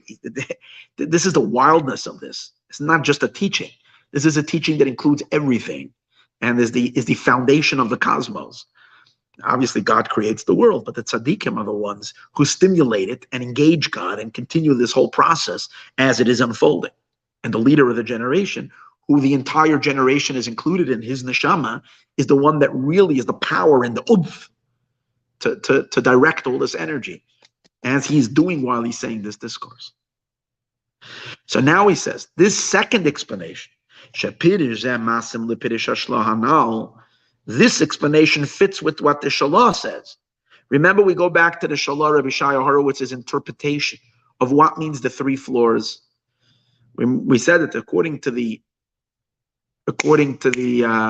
Shalah, the three floors are: the bottom floor is the world of creation, is the world of completion, the world of physical world. The middle floor is the world of formation, and the upper floor is the world of creation. That's what we said right in the beginning, before we started with the Baal Shem Tov's interpretation. That all of creation itself is divided into three levels: Bria, Yetzira, and Asiya. Okay. Now he's saying that the Pirush of the Ramaz about the three worlds that God has, and the Ramaz, the Zohar is not talking about the Ark. It's talking about a general statement that God has three worlds. So the Pirush of the Ramaz is consistent with the Shalah, even though it seems like it's a world of a difference. The Shalah is talking about a tiny sliver. Three worlds meaning this at the very end of creation, at the very end of this entire progressive, infinite light flow of energy that goes through worlds and worlds and worlds. At the very end, you get to the final three stages of creation: the world of soul, the worlds of angels, and the worlds of action. And the Ramaz says three worlds is everything, but really it's the same. It's the same interpretation. It's just one of them is speaking in the micro, and the other one is speaking in the one is speaking in the micro, and the other one is speaking in the macro. The Shalach Kodesh is speaking the three worlds as they manifest in our own small little galaxy, if you could say.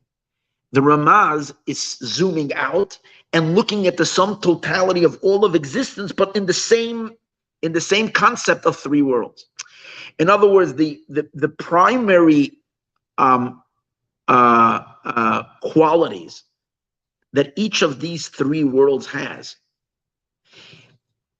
exist both, is the same qualities that you can divide all of existence in. I'll give you a little example. The finger over here, this part of the finger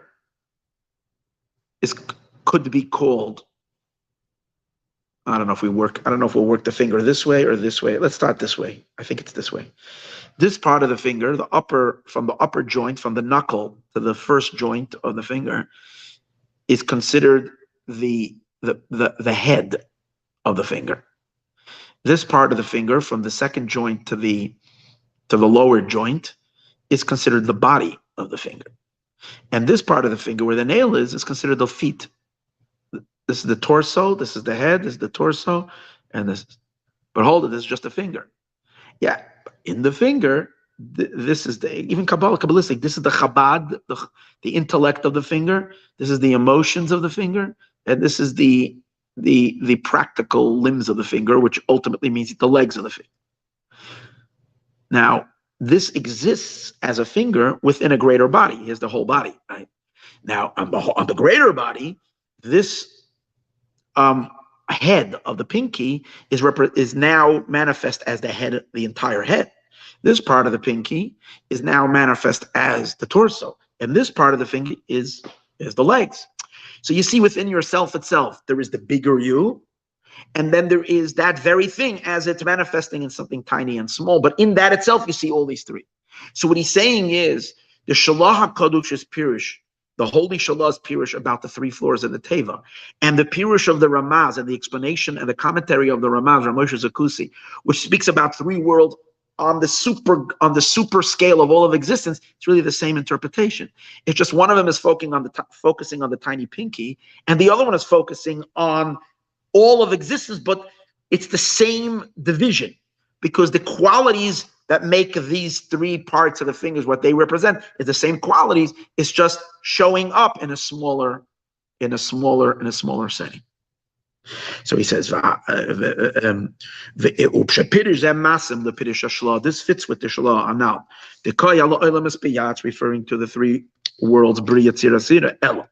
But rather, according to the Ramaz, Ramosha Zakusi, call it is referring to the Bria, Yetzirah, Asiya, Haklalim, the general Bria, Yetzirah, and Asiya. In other words, the entire spectrum of worlds.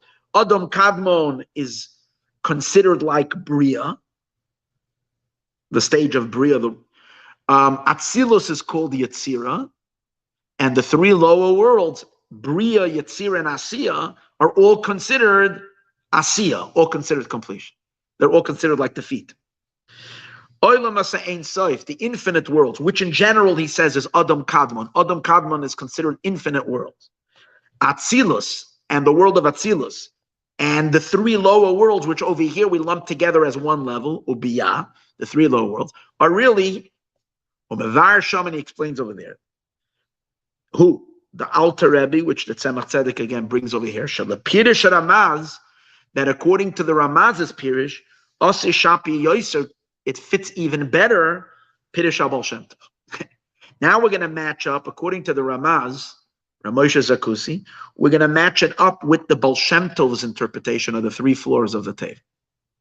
That means, According to the Migdash Melech's interpretation, that the three worlds are Yetzira, Bria, and Atzilus, we were also able to match it up with the Baal Shem Tov's three floors. But according to the Ramaz, where the three worlds are these three general sections, they will fit even better with the commentary of the Baal Shem Tov. That what? Shem Gimel B'chinas, the Baal Shem Tov says that these three worlds represent, the lowest level is worlds, the middle level is souls, and the upper level is Elikus, the divine. So how does it fit with, how does this go along with the interpretation that we're talking about three general sections in existence? So it's like the work is like this.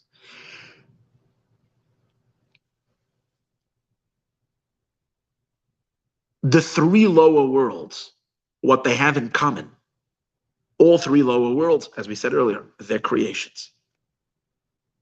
They have independent consciousness. And as a result of that, they're all called, they are really defined as worlds. As opposed to that, they equal what the Baal Shem Tov says, that the lowest level of the Teva is worlds. Worlds. The Baal Shem Tov says the second level of the Teva is Neshama, souls. The third level of the arc is pure divinity. So what's the difference between divinity and souls?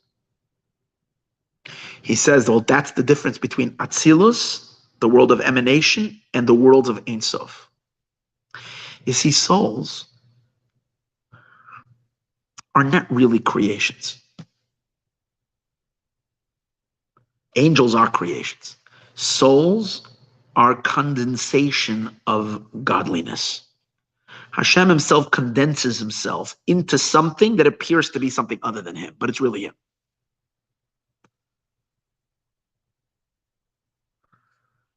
And that's the difference between the divine and soul. The divine is where there is a continuous flow. There's no separate, there's no even appearance of something other than him. Or let's put it this way. Souls have real vessels, real containers. They're real definitions.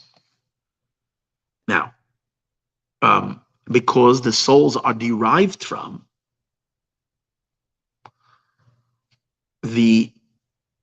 in Kabbalah we learn that all the Sephirot, all the attributes of the divine have lights and vessels.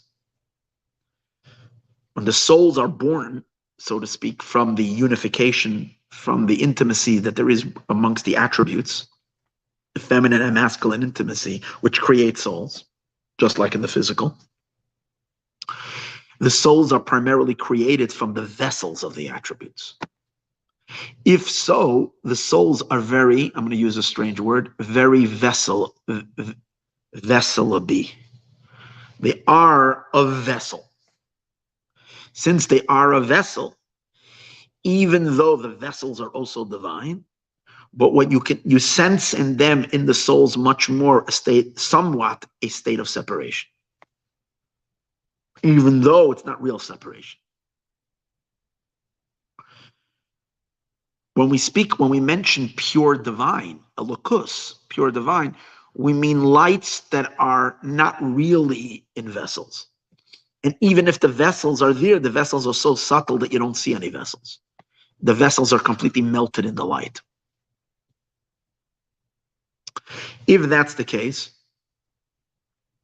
we can understand that we can do a comparison between souls and the world of Atzilus. Because the world of Atzilus, although the world of Atzilus, the world of emanation, is the world where there are attributes, and the attributes are totally God. These are divine attributes. God is one with his attributes, as the Zohar says, so insistent that God is one with his attributes. But since it's already God vesting himself in certain vessels, now these vessels are nothing other than him, a condensation of his light, but still there is already definitions, which are the vessels, and limitations, which are those vessels. So in that sense, it's like souls, because souls are also, as we spoke earlier, divinity, but divinity camouflaged in vessels, so to speak. So in that sense, the world of Atzilus, which is light and vessels, and the vessels are a very prominent feature in the world of Atzilus. So that's why the world of Atzilus matches up with what the Baal Shem Tov says, the second level, the intermediate level, which are souls. The third level, the highest level, which the Ramah speaks about, the Olamos Ein Sof, the infinite worlds that are higher than Atzilus. What distinguishes them? What makes them different than Atzilus? Over there's no vessels at all. It's just lights, it's just energies. We just have to figure out why they're called worlds. If it's just energies, what makes them a world? So that's a good question. But still, whatever, it's already considered something, it's an expression of God, not God himself before expression. So the energy itself before expression is Hashem himself above those worlds. And then there is as he expresses himself, which means takes on a certain, but it's not even a vessel yet. There's no vessels there. It's pure lights without vessels. And that's why it's infinite. Olamos Ein Sof. So we'll understand why that equals what the Baal Shem Tov says, the highest level, the highest floor is divine. Because pure divinity is when we have light, where you can see the divinity, where it's clear that it's divine and there's no camouflage, is when there's no vessels at all. So the three worlds, the three dimensions of the Teva that the Baal Shem Tov speaks about, matches up really well with this interpretation of the Ramaz, that the three lower worlds, which is already creation, that's really worlds. Atzilus, which is lights in vessels, are corresponding to souls, which souls to a certain degree are still divine, but divine as already it appears like something else because the vessels are very strongly pronounced. And then higher than that, where lights don't have any vessels at all, that's called pure divinity.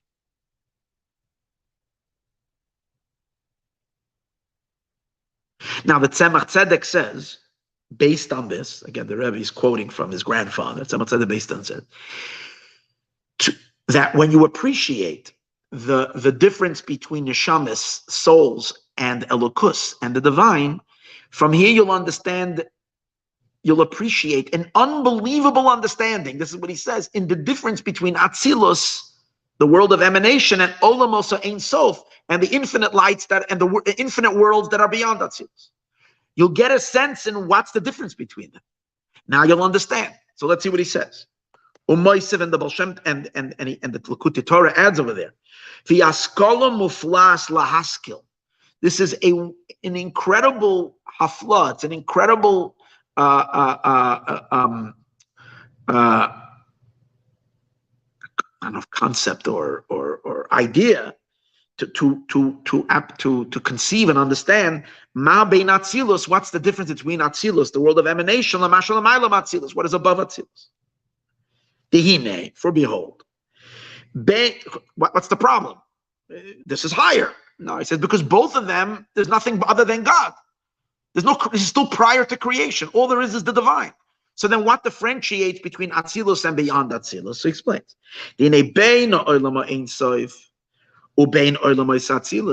Whether we're dealing with the Olamos Ein Sof, the infinite worlds that are higher than Atzilus, or whether we're talking about the world of Atzilus, the world of emanation, Hemelakus, they're both Elokus.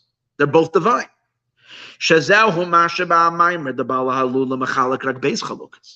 That's the reason he says, notwithstanding that the Baal Shem Tov speaks about three worlds, the Zohar speaks about three worlds.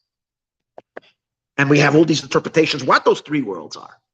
But in my father-in-law's discourse, going back to my father-in-law's discourse, the Rebbe says, going back to the Friediger Rebbe's, the previous Rebbe's discourse, we find that when he's trying to explain what low means and differentiate that God comes down even in the low, and he's trying to tell you that low means really low, and you shouldn't think it means a semi-low. It means really low. He says it can't mean the infinite worlds above Atzilus and Atzilus, but rather it means the three lower worlds, the actual creation world. So you see, he's only making a division from two levels: Atzilus and beyond Atzilus, and the three lower worlds. He's not differentiating three levels. He's only differentiating two levels. Why is the previous Rebbe doing that? So the Rebbe is saying, because there is something that the two levels that we're discussing as two levels share in common, that deserves that both of them should be considered to a certain degree like one level. And that is, what do they share in common? They're pure divine. There's nothing other than Hashem there. The Echad one is Olam Ein Sof. Number one, he mentions the infinite world, Va'atzilus, and he mentions, Va'atzilus and the world of Atzilus, he considers that all as one. Va'beis Olamai and Va'beis, and what's the second level? Olam Espiyah, the three lower worlds, which he considers also one level. See, he makes just a differentiation between so and so. Even though there is a big difference between the infinite worlds and Atzilus. So why does my father-in-law lump it together as one?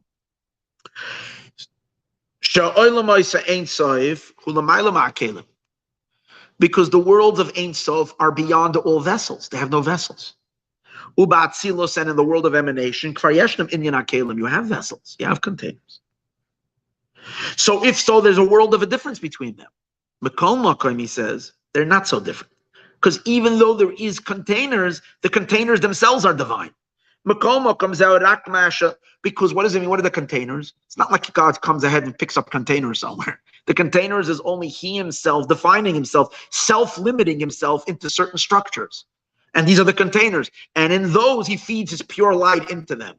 But first, so the containers are really, and there's no separate consciousness to the containers, other like than creations who have an actual sense of separation. So in that sense, Atzilus and beyond Atzilus are both the same. It's only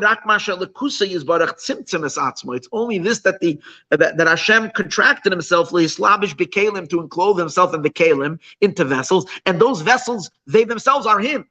The kelim of Atzilus, the vessels of Atzilus, are pure elokus, pure divine. Which is not in the three lower worlds, Bria, Yetzir, and Asiyah, shehem nefradim, of their separation. And we can say, that's why in the Lakuti Torah of the Alter Rebbe, he explains further over there,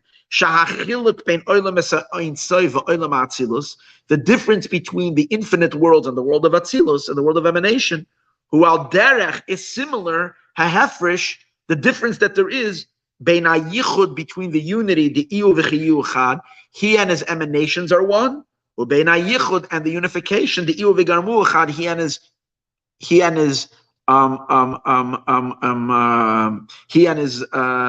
garments are one, or he and his containers are one. What does that mean? We learned actually a discourse about this Thursday night, a couple of months ago. The Zohar says he and his life forces are one. He and his emanations are one, or he and his garments are one. Not garments, or the containers are one. What does the Zohar simply mean? That God, that even though we know there is sphirot, attributes, there is God himself, the infinite one. No definitions, beyond all attributes, beyond all descriptions. Then we know Kabbalah tells us we have that God, channels his light through attributes. So the Zohar wants you to be aware that these attributes are not some entity other than God. These attributes are still Hashem projecting himself in a certain way. Now we know the attributes are divided into vessels and lights. Like a human person, like a human being has a body and a soul. The soul is your energy, and the body is the container. So too the attributes also have a body, a container, not physical, but the more the structure of it. I'll give you another example. Like let's say when you give over any idea, an idea, there's the concept. That's the soul of the idea, and then there are the words that are carrying the concept. The words are the body, the vessel. There's words, and then sometimes you have only the words and you don't have the light. It's like when you read something and it doesn't make any sense to you. You can read the words, you can even repeat the words by heart. You can go and read it as a mantra, but you have no idea what the energy that's in it.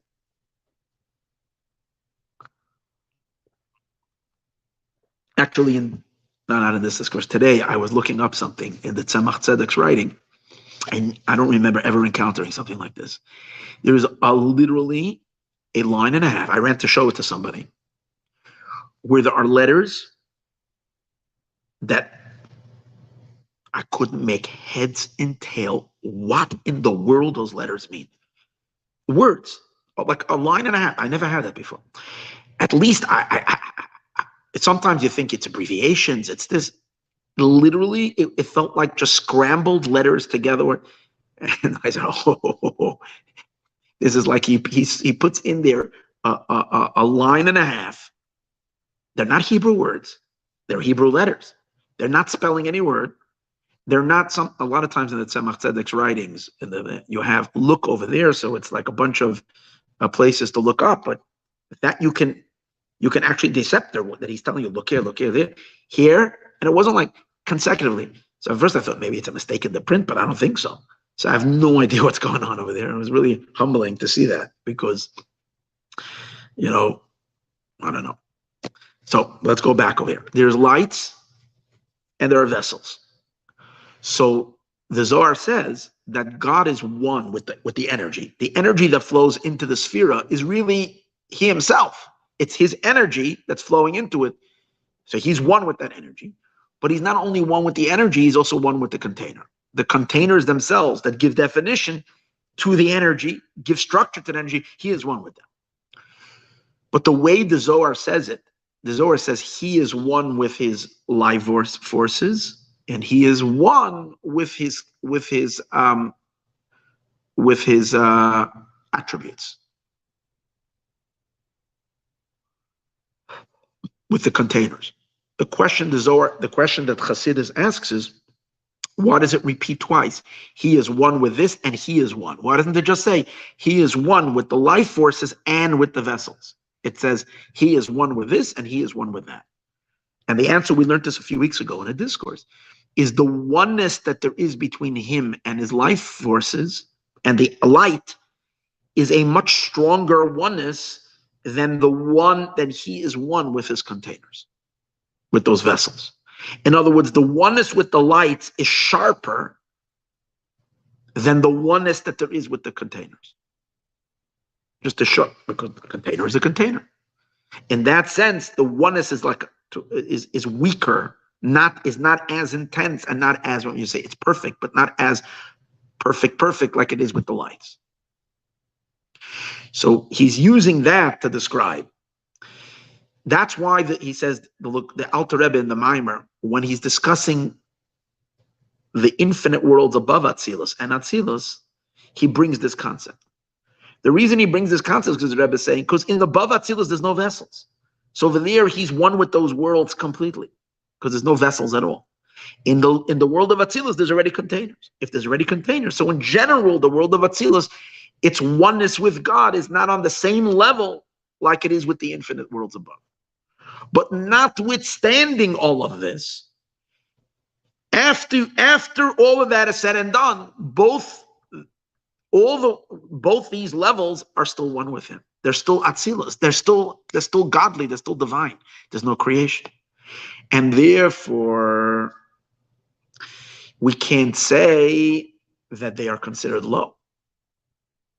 To say the greatness of the Ein Sof, that he lowers themselves down into that dimension, it's great. And the infinite descends, that is great, but we can't say that's the ultimate, because it's not such a novelty that he can enclose himself in himself.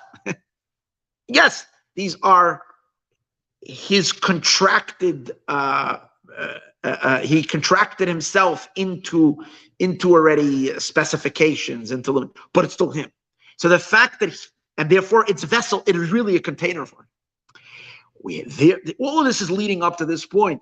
The real descent of the Ein Sof is that he crosses the barrier of Atzilus and he goes into the three lower worlds, Bria, Yetzir, and Asiya. And over there, he still maintains his infinity even when he descends over there.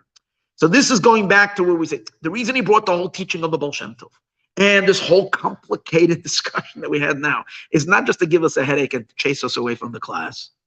God forbid. He's teaching this because he wants you to understand the better, the novelty of why we're making such a big deal about why the previous Rebbe is insisting that you should say that the quality of the Or Ein Sof is that it can come down low, low, low. And what does it mean come down low, low, low? That he is infinite even in a non-infinite setting. And you might think that that's referring to the fact that the Or Ein Sof, the infinity of God, manifests in the world of Atzilus. So he says, or above Atzilus. He says, no, that's not a novelty. The novelty is that he manifests in the three lower worlds. That's the real novelty. So, but now, based on the Baal Shem Tov's teachings, we'll understand it better, because we understand the vastness, the difference, because Atzilus and above Atzilus is still purely Ein Sof. It's called the two upper worlds. It says God has three worlds. Those are the two upper worlds. It's purely Elokus, not Ein Sof. It's purely Elokus, purely divine.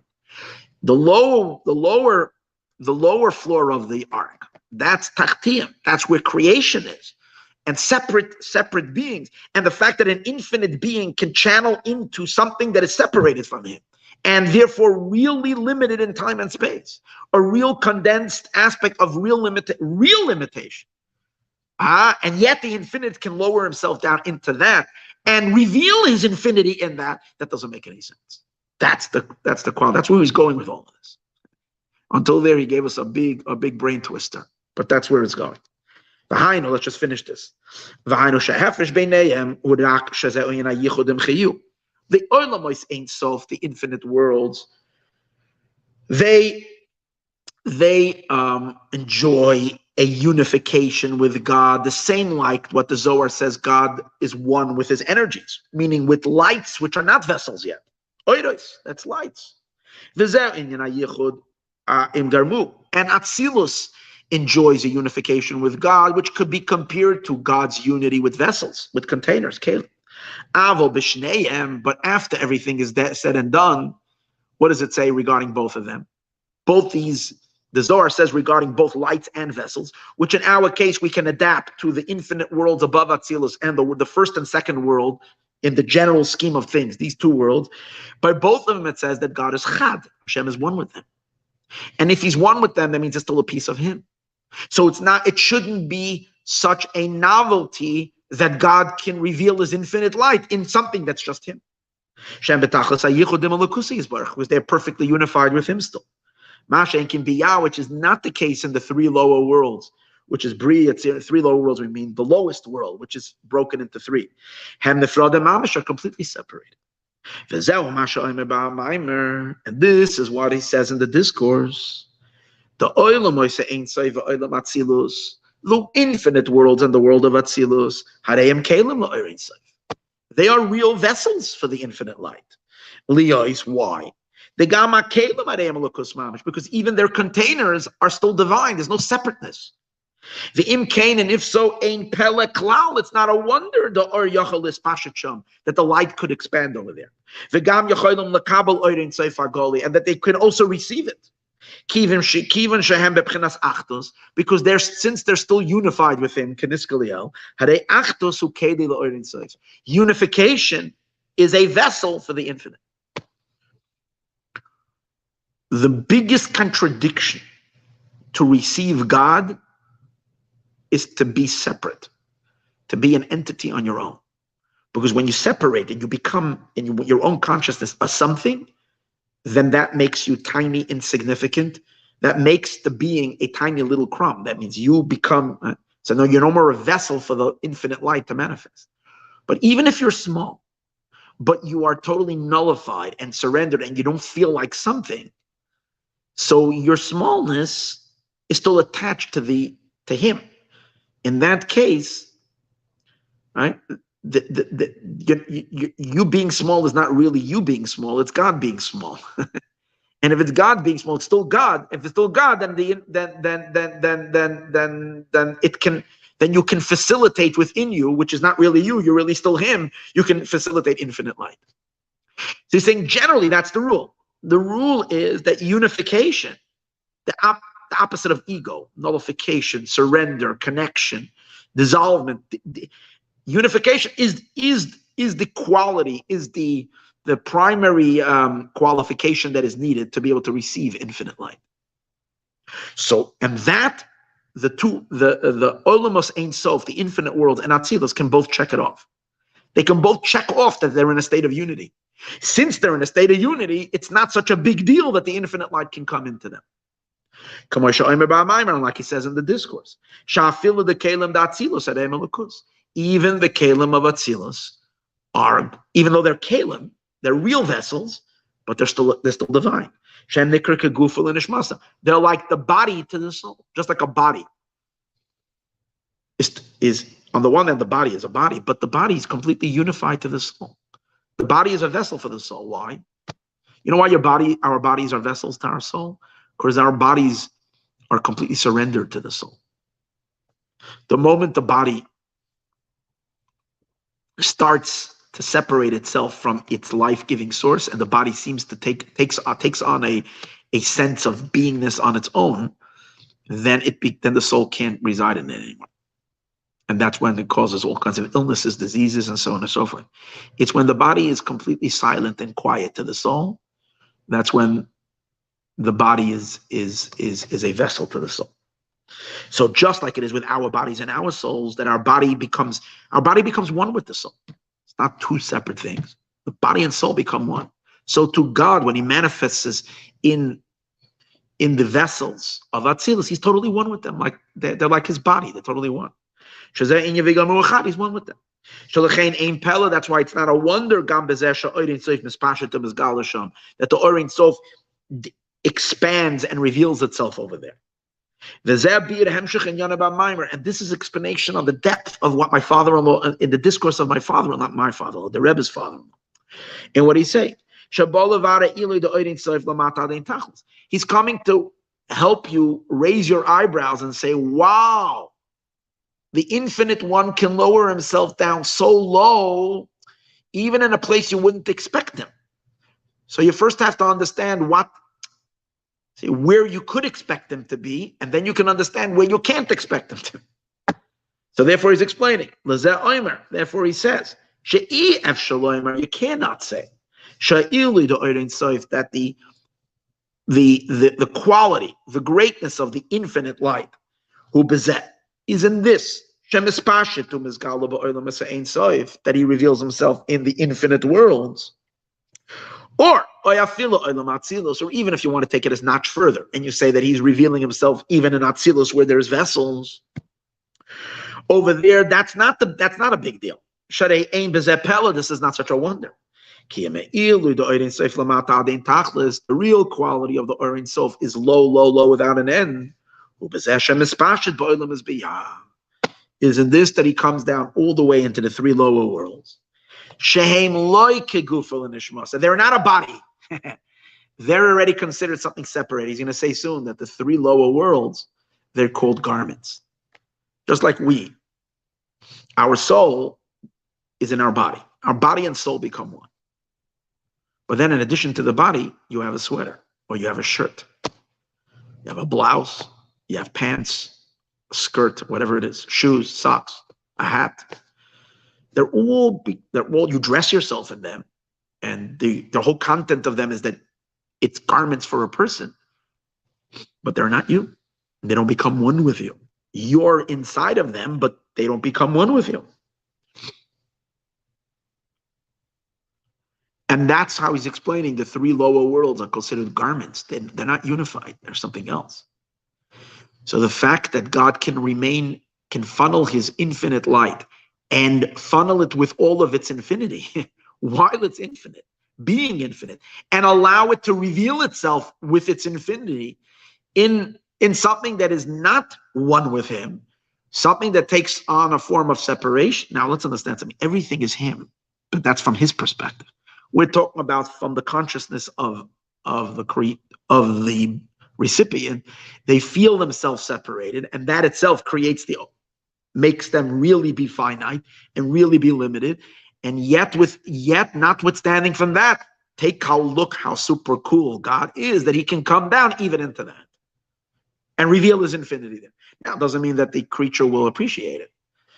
It comes down so low, even more than that, into a place that will take that very, very gift and fight God with the gift that it receives. That's ridiculous. But that's how unbelievably low he can come. And that's part of his infinity, or that's a testimony to his infinity. Rakem, as he says, Shem loy keguf l'nishma. Here already we're dealing with a whole new entity. We're dealing with entities that are no more a body.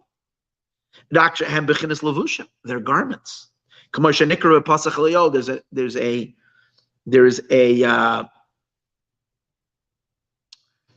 passage of the Zohar called Pasach Eliyahu. It comes from Elijah the prophet Eliyahu, where he opened up and gave a teaching. And in this teaching, he refers to the worlds as garments. Garments are separated from the body. And this is the quality and the wonder of the Infinite One. Even though the worlds Bri, Yatzir, and Asiya are separated,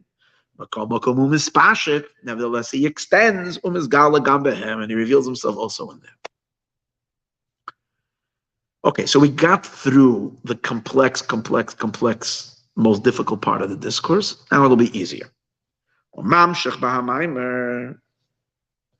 it continues in the discourse. Now it's okay. The next piece is still a little bit, not anywhere close to what we just did. And then afterwards it becomes really smooth, much smoother sailing. So bear with me still a little bit, but then we're going to go. We're starting now chapter 3. The whole discourse has 10 chapters. We're starting chapter 3. We have a while to go, but again, it gets easier. And then the Rebbe says, my father-in-law continues in his discourse. He says the 3 lower worlds are different, because when we say 3 low, we mean the lowest level, which is divided into 3 lower worlds. They're called garments to the light. They are garments to the light of the vessels of Atzilus. Because let's go something. Just like the garments of your body, the garments that we wear. Are they garments to the soul, or are they garments to the body? They're garments to the body. But the body is only of significance because there's a soul in the body. Now, once a person dies, out of respect, we put them in a garment. We put shrouds onto a dead body. But there's no real particular significance or preference. I mean, we have custom of that it's white and whatever those garments are, but that's not the idea of a garment. The idea of a garment is not to take a dead body into it. The body is a facilitator of the soul. Together, body and soul become one entity. But a soul itself, you wouldn't give it a sweater. A soul doesn't get a coat. It doesn't get a pair of pants. A soul clothed in a body. So then the body, the soul, because it's in a body, now the body wears garments. So the same is, let's take that into the cosmic, into the higher range. The infinite light is like the pure soul. No, it doesn't need it can't be contained in any containers, any garments. Once the infinite light is enclosed in the containers of the world of Atzilus, God's kindness, God's discipline, God's compassion, God's all these various different lights that are now contained in vessels. Now these vessels, then the lights that emanate from these vessels, they later descend down lower and become the energy and descend into garments, which are the next stage of creation, which is already clothing the light, but separated. What the lights of what? The lights of the Ein Sof that are coming through the body, which are the sphirot, the attributes, which are now being enclosed in the garments. Shehem b'pchenas gufa kanal, like we said before, again, they're only garments la'oyer to the light hakelim da'atzilus of the vessels of Atzilus. Shehem b'chenas gufa, which they're considered the body. Hamislabed b'hem. Now, once there is a body, the body is now getting dressed in garments, which is into the creations. Now, Ukamaymer, now again, this is all he's quoting now. What he does, what he keeps on doing consistently in the discourse. He takes a few lines of his predecessor's discourse, and when you read his predecessor's discourse, you would not necessarily realize how much unbelievable depth there is over there. And the Rebbe breaks it open and clarifies and adds all this genius explanation of what his father-in-law meant. Now, so part of what his father-in-law said is, okay, now once you go further, now where do we mean? The lower world is the three lower worlds which are considered garments. Now, so he's proving that they're called garments, other than what it says in Patach Eliyahu, in Eliyahu, which he says the worlds are considered garments. But he adds more than that. The garments are particular. We're saying before that the body, which are the Sephirot of Atzilus, then becoming clothed in garments, which are the three lower worlds. So how does it work? Just like in a human body, there are garments to the head. That's your hat, your glasses. All right? Or maybe if it's cold, you're wearing earmuffs or whatever it is. But these are the garments of the head. Kippah, of course. Then there are garments to the body, which is to the torso, a shirt, right? A robe, or a dress that covers also, but a dress goes all the way down, so it's like one garment. And then there is the garment for the lower part of the body, or the feet, shoes, the pair of pants, a skirt, socks, shoes. That's the feet. That means every part of the body has its own garment. We discussed there's three worlds. So the three worlds also correspond to that. The head of this divine being. When I say divine being, I mean God as he's manifesting himself already in a body. And that's in the Sphirot. The head dresses itself in the highest world. So the world of Atzilus, the world of Bria, in the highest world of creation, which is a garment because it's separated, just like a garment is separated. You can wear your glasses, you can take it off, okay? On and off. It's not part of your body. You can't unscrew your eyes or your nose, but you can take off your glasses. You can remove your hat, right? The highest world, the world of Bria, it's a garment, but what's vested in the garment? God's head, which means the Bina, it says in Zohar, the Bina, God's intelligence is enclosed in the world. It's a very, very, very enlightened world because God's intelligence is the soul of that world, and they act like a garment around that. So the recipients of the world of Bria, which are souls, are amazingly intelligent because they're receiving the intelligence of the divine. The next world, the angels, who live in the next world, the world of Yetzirah, which is also a garment, but it's a garment to the lower section of God, so to speak, of the divine being, which is the torso, which is where the emotions are. The emotions are primarily in the heart. And that's why angels are very excitable beings. They're very passionate, they're very fiery, they're enormously warm beings. They're warm creatures. They have enormous emotion because the energy of the divine emotion is enclosed in the second world called the world of formation, the world of Yetzirah. The next garment. And then finally, there's the garments for God's feet. And God's feet is enclosed in our lowest world, the world of Asiya, the world of completion. And the world itself is like a garment for his feet. So this idea he's going to explain over here. The world of Bria, as we said earlier, is a garment to the Hashem's mind, is related to what the Zohar makes a statement. The Zohar says like this: Ema Ilah, the supernal mother. We know that the Sephirot, the attributes are called, the first two attributes are called father and mother. So the father, the level called father, which is Chachma, doesn't manifest in the creation range. Because Chachma is a state of total oneness with God, and the creations can't handle that, because if they would perceive that, they wouldn't be able to be a creation. They couldn't be a garment. They would be one with him. So if that truth, if that intense light of God would be visible, experienced in the world of Bria, then they would be sucked up in God. So that's not revealed in creation. It's only revealed in Atzilus, because Atzilus is still a world that's one with God, as we spoke earlier. But the world of Bria, which is a world of separation, can't handle that light of Chacham, which means the level called father. But it could receive from the level called the mother, which is Bina, understand. So that's called Bina Mekanina. The words of the Zohar are Bina Mekanina. She nests Bikursaya on her throne. Which what does it mean, a throne? The world of Bria is called the throne of God.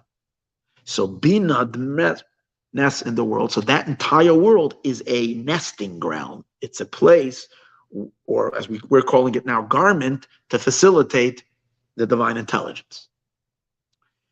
Shis Spherin, the Zohar continues, Shis Spherin, the 6 attributes, which are the 6 emotional attributes of God. Mekanani, they dwell, this is the words of the Zohar, I'm quoting. Mekanani, they nest, be Yetzirah, in the world of Yetzirah, which is the world of formation. So the world of formation is a garment and a recipient of the 6 emotional attributes of God. As we spoke earlier, that's why the angels are so fiery, because they receive, they interact with God's emotions. That's the energy that they're plugged into. Then the Zohar says, Oifen. Oifen means the wheels. Soon see what that means in a moment. Mekanani nests in Asiya, in the world of completion. So what does that mean? We know there are 3 levels of angels. Now, we mentioned earlier, see, everything exists. Everything has a general and then the details. So generally, we said we are angels. The hub of the angels is in the middle world, the middle of the 3 lower worlds, the world of Yitzir. But more specifically, if you really, really, really break it down and get into all the details, so there are angels that are even in the higher world of Bria, which is generally a world of souls, but there are angels there as well. Those angels are called Seraphim, the fiery angels, the ones who get burnt up in God. They're Seraphim. Then there's a lower form of angels called Chayos HaKodesh, the holy beasts. These angels are the ones of the world of Yetzirah, the world of formation. And there's the lowest type of angels, which are the life, which are spiritual beings that inhabit, that are to a certain degree are in our world. When we say our world, doesn't mean literally the physical, but it means the spiritual background behind our physical world. And they're inhabited by angels called Ophanim. Ophanim means wheels, because they're the ones who turn the galaxy, so to speak. They're the ones in charge of everything that is in the constant spin. They're tumbling before God, whatever that means. So just like the angels are generally of this world are called Ophanim, there are times when we ascribe the lowest feature of God as well as called Ophen. So Ophen, even though generally we refer to them as angels, and which angels? The angels that are the lowest angels closest to the physical, the material world. So the divine energy that manifests in the physical world, which means God's feet, which is the power of God's malchut, kingship, which is the lowest of the attributes, below the 6 masculine attributes, the feminine attribute, which is called the kingship of God, which manifests in the world, primarily manifests in the lowest of worlds, is called Ophen. So now let's look at it. So what we have over here is 3 sets of 3 worlds, which every world is a garment for another part of the divine being. Now he's going to explain what does it mean that the Or Ein Sof enclosed itself, comes down all the way into these garments, and not only the upper garment, not only the middle garment, but even into the literal creations of the material world, which are the lowest garments for the lowest part of the divine. Let's see how he develops it. Okay. And as it says in the Zohar, Ema Ilah, the supernal mother, Mekanana Bekursayu, nests on her throne. She's within 6 attributes, Yetzirah, dwell in the world of formation. Va'ofen, and the lowest level of Hashem, referred to as the wheel, Basi, dwells in the world of Asiya. And now he's explaining.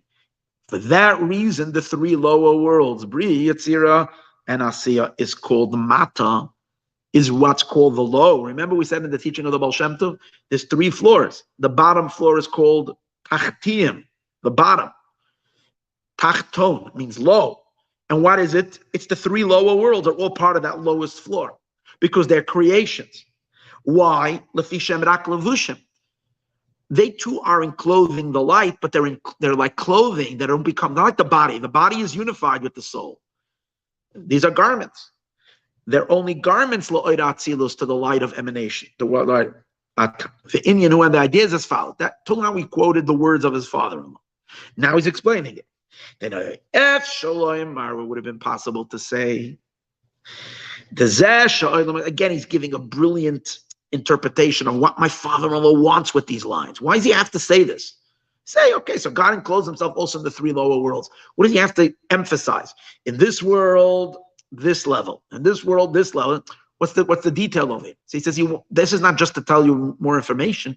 It's because he wants to bring out a deep point. What's the deep point? You might think we might have learned that we would say as follows. That the three lower worlds are called garments, we would say it means something like this. The body, I'm using an example, a metaphor. The body goes into an undershirt. The undershirt gets covered up, gets enclosed by a shirt. The shirt gets enclosed by a sweater. The sweater gets enclosed by a coat or by a jacket. And which would mean like this. There's only one garment that goes on the body. That's the undershirt. Then you have, and then the second garment, the second garment, your shirt, you would say is not a garment to your body. It's a garment to your garment, and that's a garment. So that's why he's saying that. Oh, and therefore, what would that mean? And what would that mean spiritually? We would say like this: the divine, the supernal man, the divine being, only manifests in the highest of the three lower worlds. Only Bria, which is the world of the souls, only that high world, that can be a garment to God. But the next world is no more a garment to God. It's only a garment to a garment, which means God invests himself in the first world. And then the next world, the garment vests itself in another garment. And then the second garment vests itself in the third world, which is the lowest garment. But the two lower worlds are not directly in contact with the wearer of the garment. So he said, that's why he says that's not the meaning. That's why he brings. We're dealing with garments. The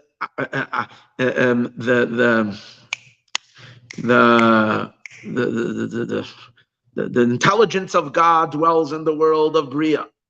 The emotions of God dwells in the world of Yetzirah, the world of formation, and the Malchus dwells in the world of Asiya. Why? That's why I gave the example earlier. We're dealing with three sections of the body, with each one is its own garment, and the body itself is vesting itself in all three garments. This is all to show you, where is he leading with this? How low God himself is coming, and the infinite light literally is present everywhere. Now, this is not changing the fact that it's getting weaker, but it's not that it's essentially changing, it's infinite. He's being more gentle as he's descending. So to allow the worlds to be more independent and more free and more separate. And as a result of that, he derives more pleasure when we serve him or don't serve him. I mean, pleasure from the service. But the idea that he's descending all the way, he himself, look what he's saying. Again, you would be able to say that the intention is that what? The world of creation is a garment to the world of emanation, which Atzilus is the divine. V'olam hayetzira, and the world of Yetzira, the world of formation, l'olam habriya, is a garment to the world of creation. That's what I'm saying. The body dresses itself in an undershirt, and the shirt is now only a garment to your tzitzis, your talis cotton is only a garment to your undershirt, and then the sweater is a garment to your shirt. No, you don't say that. And then we would say that the world of action, the world of completion, is a garment to the world of Yetzirah. And then it would be possible to say, now what would come out of that? Then what we would say is like this: when we say that the Or Sof, the infinite one, has the ability to lower himself down without an end, we would cap that out. When I say capping out, we see capping out the opposite of how low he can come. Usually capping out is how high you can go for us. But for him, how low can he come? So we would say that he comes down very low. Where to? He even enclosed himself in garments. Which garment? Of the first world of separation, which is the world of Bria. That's where he can manifest. But not lower than that.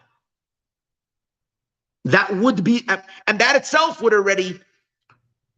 deserve our respect, and that would deserve our awe, because after everything is said and done, he is manifesting and revealing himself in something that is separated from him, which is really, and therefore truly finite.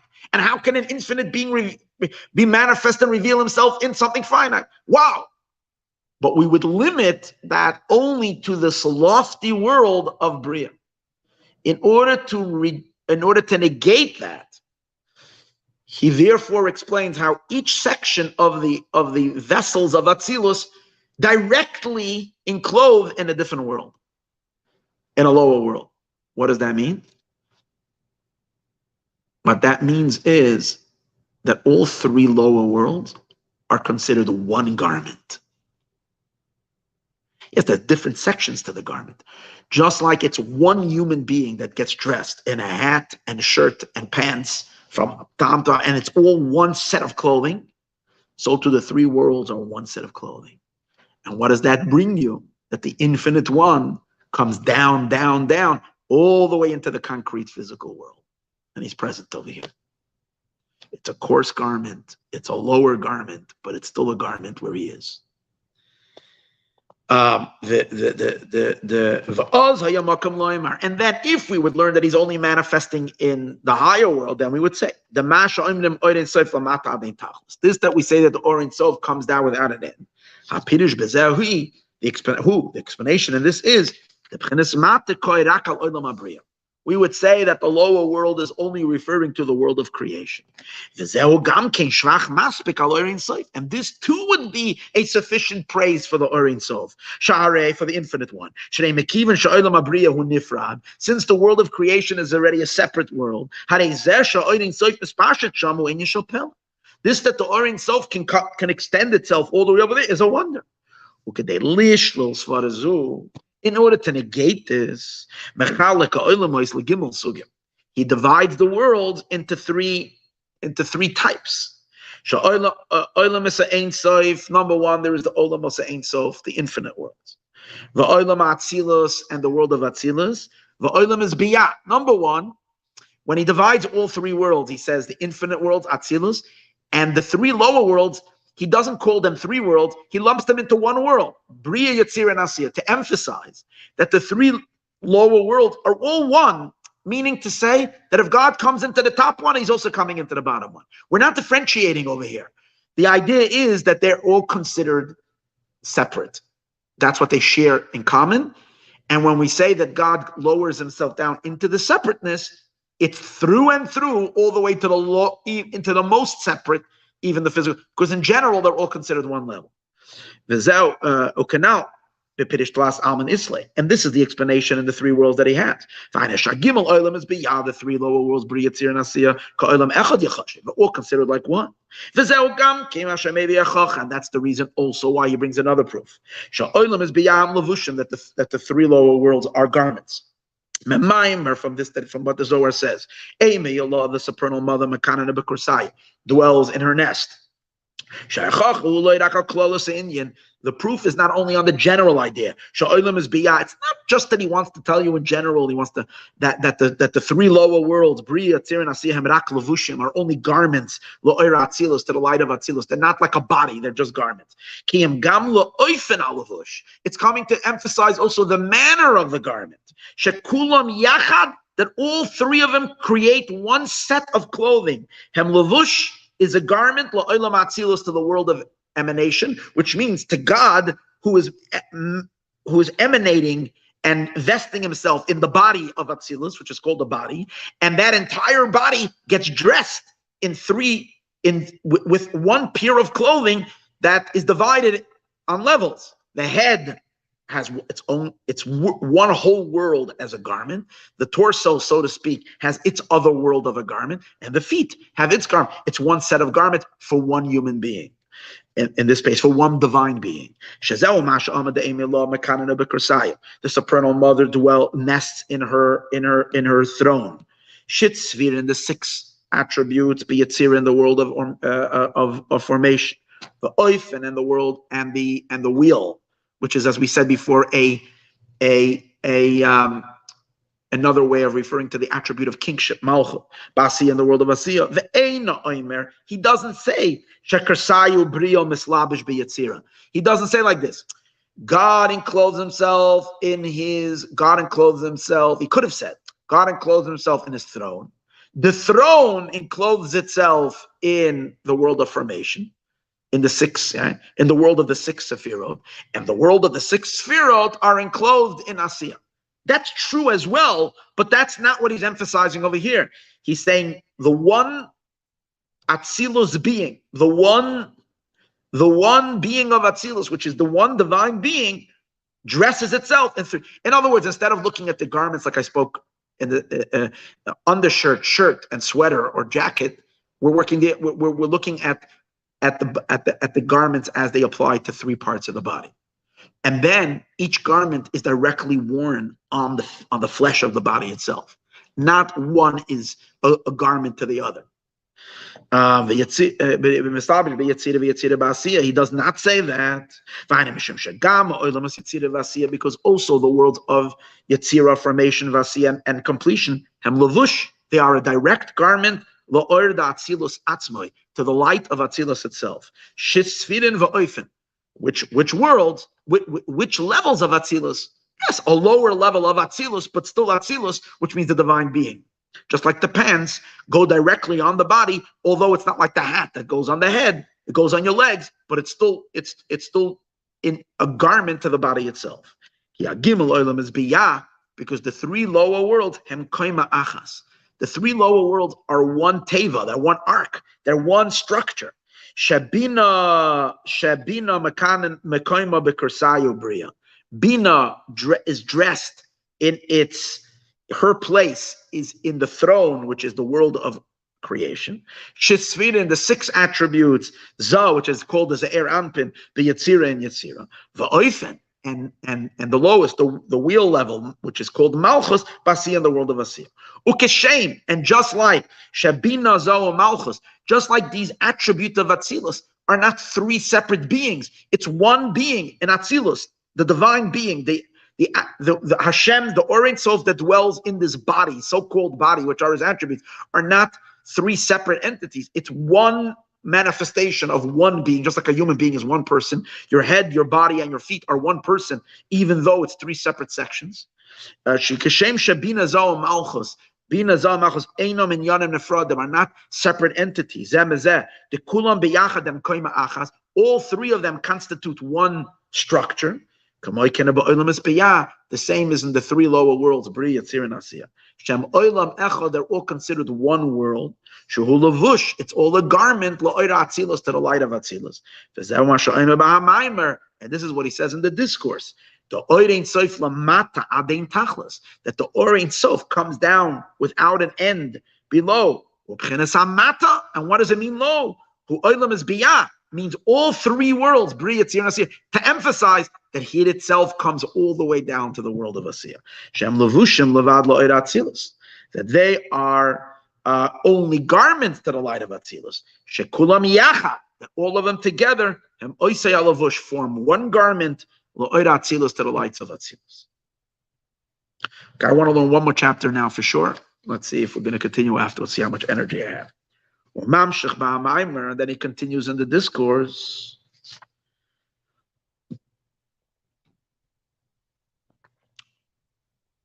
In the previous Rebbe's discourse, he continues. And he says, now, when we speak about the garments, which are the three lower worlds, he says, you should know that regarding the garments, it says, when Eliyahu Hanavi speaks about this whole, when Elijah the prophet reveals all these amazing divine secrets, he speaks about the garments, which is again the state of creation. But he says from these garments, from them fly, menayu perkin, from them are released, and from them perkin comes from the word fly forth, nishmas and souls. So now he's associating the souls, the human souls, even the Jewish souls, are coming from the garments. And the Friedrich Rebbe goes on to explain that even though we know, that means that the souls are a product of the created realm. Because garments already, we said, are a state of creation, a state of separateness. We always learn that souls are what? Are divine. And souls are really originate in the world of Atzilus, which is the body itself of the Ein Sof, not the garments. But over here, the previous Rebbe says, the previous Rebbe says, yeah, the souls are from Atzilus, there are souls. But he says, those are very unique souls. Only very rare souls. He says there was like one person in a generation. And the previous Rebbe says, and also the early generations. In the early generations when there were super saintly people. In every generation, there was maybe one or two great tzaddikim whose souls were of the divine. Most souls, he says, are all souls coming from the garments already, which means their energy, their makeup is already a created consciousness, not an extension of, literally, of God. So it's true, when you learn that souls are a piece of God, yeah, there are very, very high tzaddikim who are that way. Now let's understand. In Tanya, the previous Rebbe is not contradicting Tanya. Tanya, it says that every soul comes from Atzilus. When he's talking about over here, it's not talking about where the origins of where the soul stems from. He's talking about the soul as it already fully formulates into a full-fledged being. On which level of consciousness does the soul exist? Even before it comes into a body, the soul itself. Most souls are before they come down in this world, are living in created consciousness. They're not living as an extension of God. Souls are very holy, much holier than angels. We're going to see about that as well. But still, they're still uncreated. There are a few souls that are just a pure conduit of divine light. They don't change. They're never. So, of course, every soul originates as a piece of God from above. But as it says in Chassidus, souls are the divine that becomes a creation. So, for all practical purposes, once it manifests and it becomes a creation, it's in essence still a piece of God, but its experience is completely like a creation. Besides the great tzaddik, one of a generation. Now, the previous Rebbe says in his discourse, only in the early generation. It's interesting how the Rebbe, our Rebbe, stays so loyal to his father-in-law, the whole discourse. And he even brings the words of his father-in-law here. But over here, the Rebbe takes his own turn. And the Rebbe explains, no. In every generation, even our generation, and he points even to his father-in-law, meaning the leader, and he says the leader of the generation is a divine soul, meaning a soul who lives in divine consciousness, not in created consciousness. Because he's going to say the quintessential soul, that's a soul of pure divinity, was Moshe. And that's why the Torah was given from him, he's going to explain. But we know what a Zohar says, that there is an expansion of Moshe in every generation. So in every generation, there is a tzaddik whose soul is in a level of Atzilus, which is pure divinity, and not in creation, conscious. And he explains later that all souls are attached to this soul. All souls are attached to this soul. They get their vitality and direction, inspiration, and literally life force. There is a leading soul, a super soul. The concept of a Rebbe, of a Nasi, of a leader of the Jewish people. But in general, the main theme over here is not to talk about the Rebbe. The main theme over here is to talk about us. And over here he goes on to explain how souls are, now that we've discussed how the Orient Soul, the infinite one, manifests not there's three worlds. There's the infinite worlds that are beyond Atzilus. Then there is Atzilus, which is still divine. Then there is the garments worlds, the three lower worlds. And souls are part of the garment world.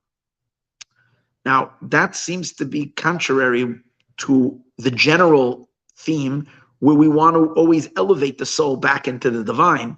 And over here, almost like he wants to shove all the souls into the creation and kind of and keep the souls creation-like, not the. In other words, the emphasis in most discourses is the opposite. And over here, he seems to make all souls are from the garment state. So the Rebbe is going to say something really cool. The Rebbe says,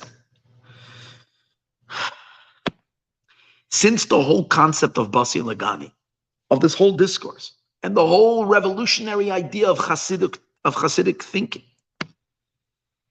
is that God's heart of a heart is in the low. God's intention in creating the world was not in the super infinite levels, even of his own infinity. That's not where his heart is in. His essence of God's quintessential essence is to be found in the lowest of the low, in the low world, because that's God, where God wants a home in the physical, in the lowest. So if that's the case, and if we're always going to emphasize that the souls are the highest, they're part of the divine, then the souls are losing out from its ultimate connection in the essence of God. So therefore he says, no, by the way, you should know most souls, at least on the manifest state and their experiential state, is creation. So they're part of the garment. In that sense, souls are not part of the high, they're part of the low. But you would say low, that's not good. No, low is the best. Low is the highest, because where does God want to be, and ultimately where is he going to dwell more than in the low? So if the souls would be like really entities of the high, then they would never be comfortable in the low, where God's essence is. So therefore, there is an emphasis, the Rebbe is saying over here, in my father-in-law's teaching, that souls primarily, besides one tzaddik and so forth, that needs to be the leader and therefore needs to be in the high range. But the rest, the common folk, most of the, not just common, everybody, are really souls belong to the low. But since the Or Ein Sof manifests even in the low, so even in the soul, God lowers himself down to. But there is a thrust over here and an intention to connect the souls to the low, because once we flip over, see, until Hasidus came around, we always thought that the purpose is the high. But once Hasidus comes and reveals to us that the purpose is the low, then suddenly we want, give you an example. I was just in the airport, going through security a bunch of times because I did so much traveling, or security, or passport control and stuff like that. You ever come in and you're in a rush, so you want to go to the lane, or you could do this. It's not just in the airport. You're shopping. You ever have that situation? You're standing there. You really got to get out of there. And it's a long shopping line, and so you're trying to figure out which line. You get into one line, and you're thinking maybe that you want to really be in the other line, or why did I go into this line? I thought this line would go faster, but then I realized that one was like, happens many times, right? So it's almost like until now, souls always wanted to get into the line of being on the heaven side, because the heaven is where the party's at. But once Hasidus comes along and turns everything over and says that the purpose of everything is the low, so then we scratch our heads and we say, hey, what are we doing up there? We'd rather be down there. So the Rebbe helps us out in saying that really most souls are not of the high, they're of the low. Let's read inside. And he explains and he continues in the discourse. Ubelavushin the biyan and the garments of Bri Yitzir and Asiya. Mary says the menayu parchenishmas, and that from them, from these garments, the Zohar says, fly forth souls, lebnei nasha, to all people. Shehem anashamas, which are the souls. The inyan, and the idea is, all elements of the world, yashnam benishmas Yisrael. Number one, you should know that everything we'll talk about, worlds and levels and stuff like this, everything is in the Jewish souls. That means the one being that is a all-inclusive being that has everything are the souls. Why? Because they're the purpose of everything. The Rebbe says, what's the whole? If you take a look, if you step back and you take a look at the entire discourse of Basi Lagani, everything is focused on the significance of human work, of our work, in realizing the purpose and therefore channeling the energies and impacting all of existence, the sum totality of all of existence. In other words, it's all lens. The Basi Lagani is such a powerful discourse. It puts so much power into us, into our actions, and that we can make it all happen. And we have the power, and the purpose of everything, and the drive of everything. And we touch God in the deepest places, and we bring him down here to the lowest places. And we convert all the darkness to light. And everything is in this discourse. But everything puts the emphasis on us. It's for that reason, like in the entire Hemshach, that all the drawing forth, all the lights, comes through souls, and it's all about service, it's all about our work and our labor. From this it's understood.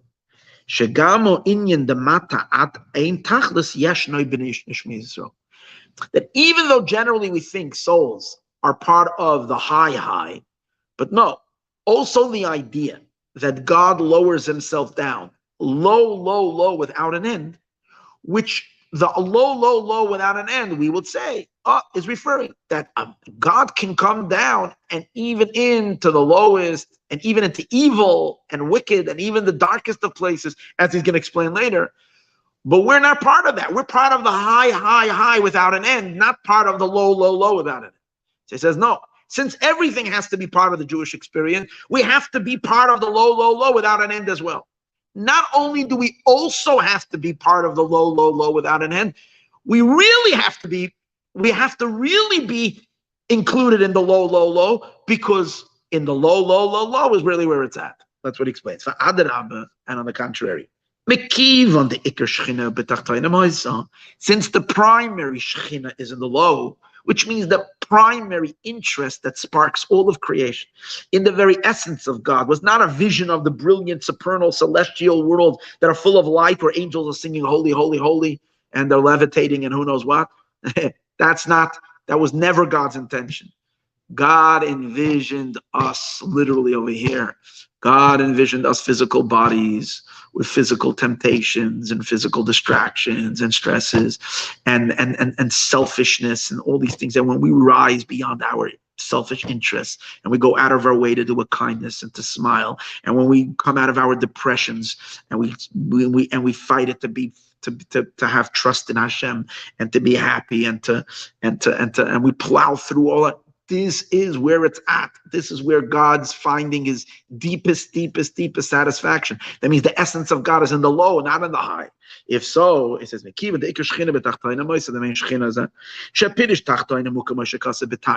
what does it explain in Tanya? What does it mean low? When we say low, we mean the lowest world, which means there isn't any lower than it. In the words of the discourse here that we read today already, the levels that are the most latter levels, and there are the most lower levels. How they move, and it's understood. Such amazing words, that the neshamis are primarily have a connection, primarily to the low, not to the high. And that's why he says in the discourse, the belavushin, the biyah, that in the garments of these three lower worlds, which, as we just discussed, that's what it means that God comes down to low without an end, which means he vests himself in garments that are not him. That's the whole idea. He says, and over there, he says, that's where souls are at. That's where the souls fly forth from. That the main primary place of the souls are in the three lower worlds, Bria, Yetzir, and Asiya, which means there are souls that are actually spirits of the lowest world, of Asiya. And until now, we always looked down at those souls because we thought that those souls are the most pragmatic, action-geared souls, but lacking spirituality, lacking, they're not such searchers. They're not so filled with emotion. They're just doers. So we think always that the most enlightened, the brains, the biggest scholars, they're souls from the world of enlightenment. The ones that are so rich in emotion, artists, writers, souls that are able to tap depth of emotion. And then there are the just simple people who just do. Seems to be the energy is so dry over there. But from the upside down world that we're learning that God dwells in the low, low, low, then we start becoming envious of those that are just simple and just doers. Because God is in the act more than he is in the thought, and more than he is in the emotion, the action, the physical, the earthy, the most material, the lowest form of existence. Doesn't mean we shouldn't appreciate if we're rich emotionally, and we have a knack for knowledge, and we thirst and we study and we learn. We should appreciate it, but we shouldn't ever dismiss people that are not that way, but are good people and do good things, even if they're not. Because we have to appreciate from to a certain degree, because they might be people of the lowest of souls, meaning souls of the lowest worlds. In the low is where God had his eyes on from the very beginning, more than anywhere else. So that's within these levels itself. But in general, all of us, almost every soul, are all residents and beings of the realm of the garment, not the realm of the body, which means they're not in a consciousness of Devad, in a separate consciousness. Like he explains things in the Maimer, because the previous, now he's going back to the words of his father-in-law.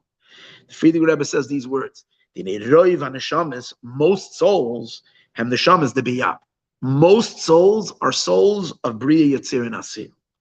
There's only one in the generation. In the early generations, and the shamas tatzilus. They are souls of the world of emanation, the world of atzilus. But most souls have the shamas the biyah, all souls of Bri, Yetzir, and Asir. Atkan, this is what he says. The Inyan who and the idea is this concept is explained more in Likutei Torah. So now he's going back to the Alter Rebbe. So till now he brought the Baal Shem Tov. He discussed the teaching of the Maggid. He didn't really teach it. He's going to give later a teaching of the Maggid. But now is primarily where he's downloading the Alter Rebbe. Remember, I said that remember we said when we were learning earlier that in each discourse he said he was downloading from the energies from the previous Rebbes. So the Alter Rebbe says the Shayrish Nishmas Moshe Rabbeinu, that the root of Moses' soul, Huma Atzmi is Chachmi Allah, is from the essence of Chachma, of the supernal attribute of wisdom. That means in the world of Atzilus, we spoke about, there is a divine structure made up of 10 attributes. The highest of them is Chachma. In Chachma itself, there is the external part of Chachma, the ray, the emanations of Chachma, and then there is the essence of Chachma. Moshe's soul was so lofty, he was in the essence of the of Chachma, of the supernal Chachma. When we say he's from the essence, means that's the way he was conscious. Not that we all come from there, as it says in Tanya, we all come from the essence of God's Chachma. But the time we open our eyes and we're conscious, I don't mean physical eyes, I mean soul eyes, the time we wake up as a being, We are light years and light years away from that state. But Moshe was that way even when he came into a body. He was in that pure state of, he had no self at all. He was just a divine intelligence in this world. And now, and he explains, the Alter Rebbe says, and Shazeo Makara Torah, that's the source of Torah. Torah comes from God's wisdom. Moshe is the essence of God's wisdom. And that's why, amazingly, that's why Moshe is the one who gives us the Torah. Because it's not just because God chose Moshe to be the mouthpiece from where Moshe's soul is the brain itself from where what's the Torah? The Torah is the brainstorming of God. And Moshe is the brain itself. And therefore, he's the one who comes the Torah, brings us the Torah. And this is the reason that I'm not the brain. Moshe is the mind itself that produces all the intelligence, and the intelligence is the Torah. The Torah was given through Moshe. Why? What is Torah? Torah is what falls from the supernal wisdom. Droppings. These in Sefer Yetzirah it says that there's like a tree drops leaves, and the leaves that drop are considered like uncomparable to the tree itself. So the Zohar says like this: there is the supernal chachma, and the Torah, especially the Torah that comes down to the world, is considered just drops of wisdom, little. So Moshe is higher than the Torah, and that is the reason why. That's why he was given to Moshe through Moshe. Shua Atzmi is the Chachmalah, because he's the essence of Chachma, and the Torah is only what drips from there. The Adarabah, the Moshe Nemar, we find something else. Moshe said to God, "Don't choose me to be the leader of the Jewish people. I have a speech impediment. I have a blockage in my lips and in an impairment with my speech, with my lips and with my tongue." We know when Moshe was a baby, he took one of the coals from Paro. The angel made him do so. I'll tell you the story. It's a cool story. We know the story that when Moshe was pulled out of the Nile River. The Midrash tells the story. It's a fascinating story. It'll cool down a little bit, this intense talk over here. It's a beautiful story. Moshe was put in the Nile. Right, the princess, the Batya, the daughter of Pharaoh, came, saw him, and then she heard the baby crying, took him out. It was God's unbelievable miracle. Moshe was taken to the palace. He was raised in the palace. He was like Pharaoh's grandson. He was sitting once on Pharaoh's lap, and because he was destined to be the king, as a 2-year-old or whatever, he lifted his hands and he took Pharaoh's crown off and put it on his own head. Everybody gasped, because no one ever messes with the king's crown. And some of his advisors that were there said to him, "We knew always that there would be someone who would steal your crown." And they started saying that this kid, they knew he's not a natural child. They knew that he was adopted. So they said, maybe this is him.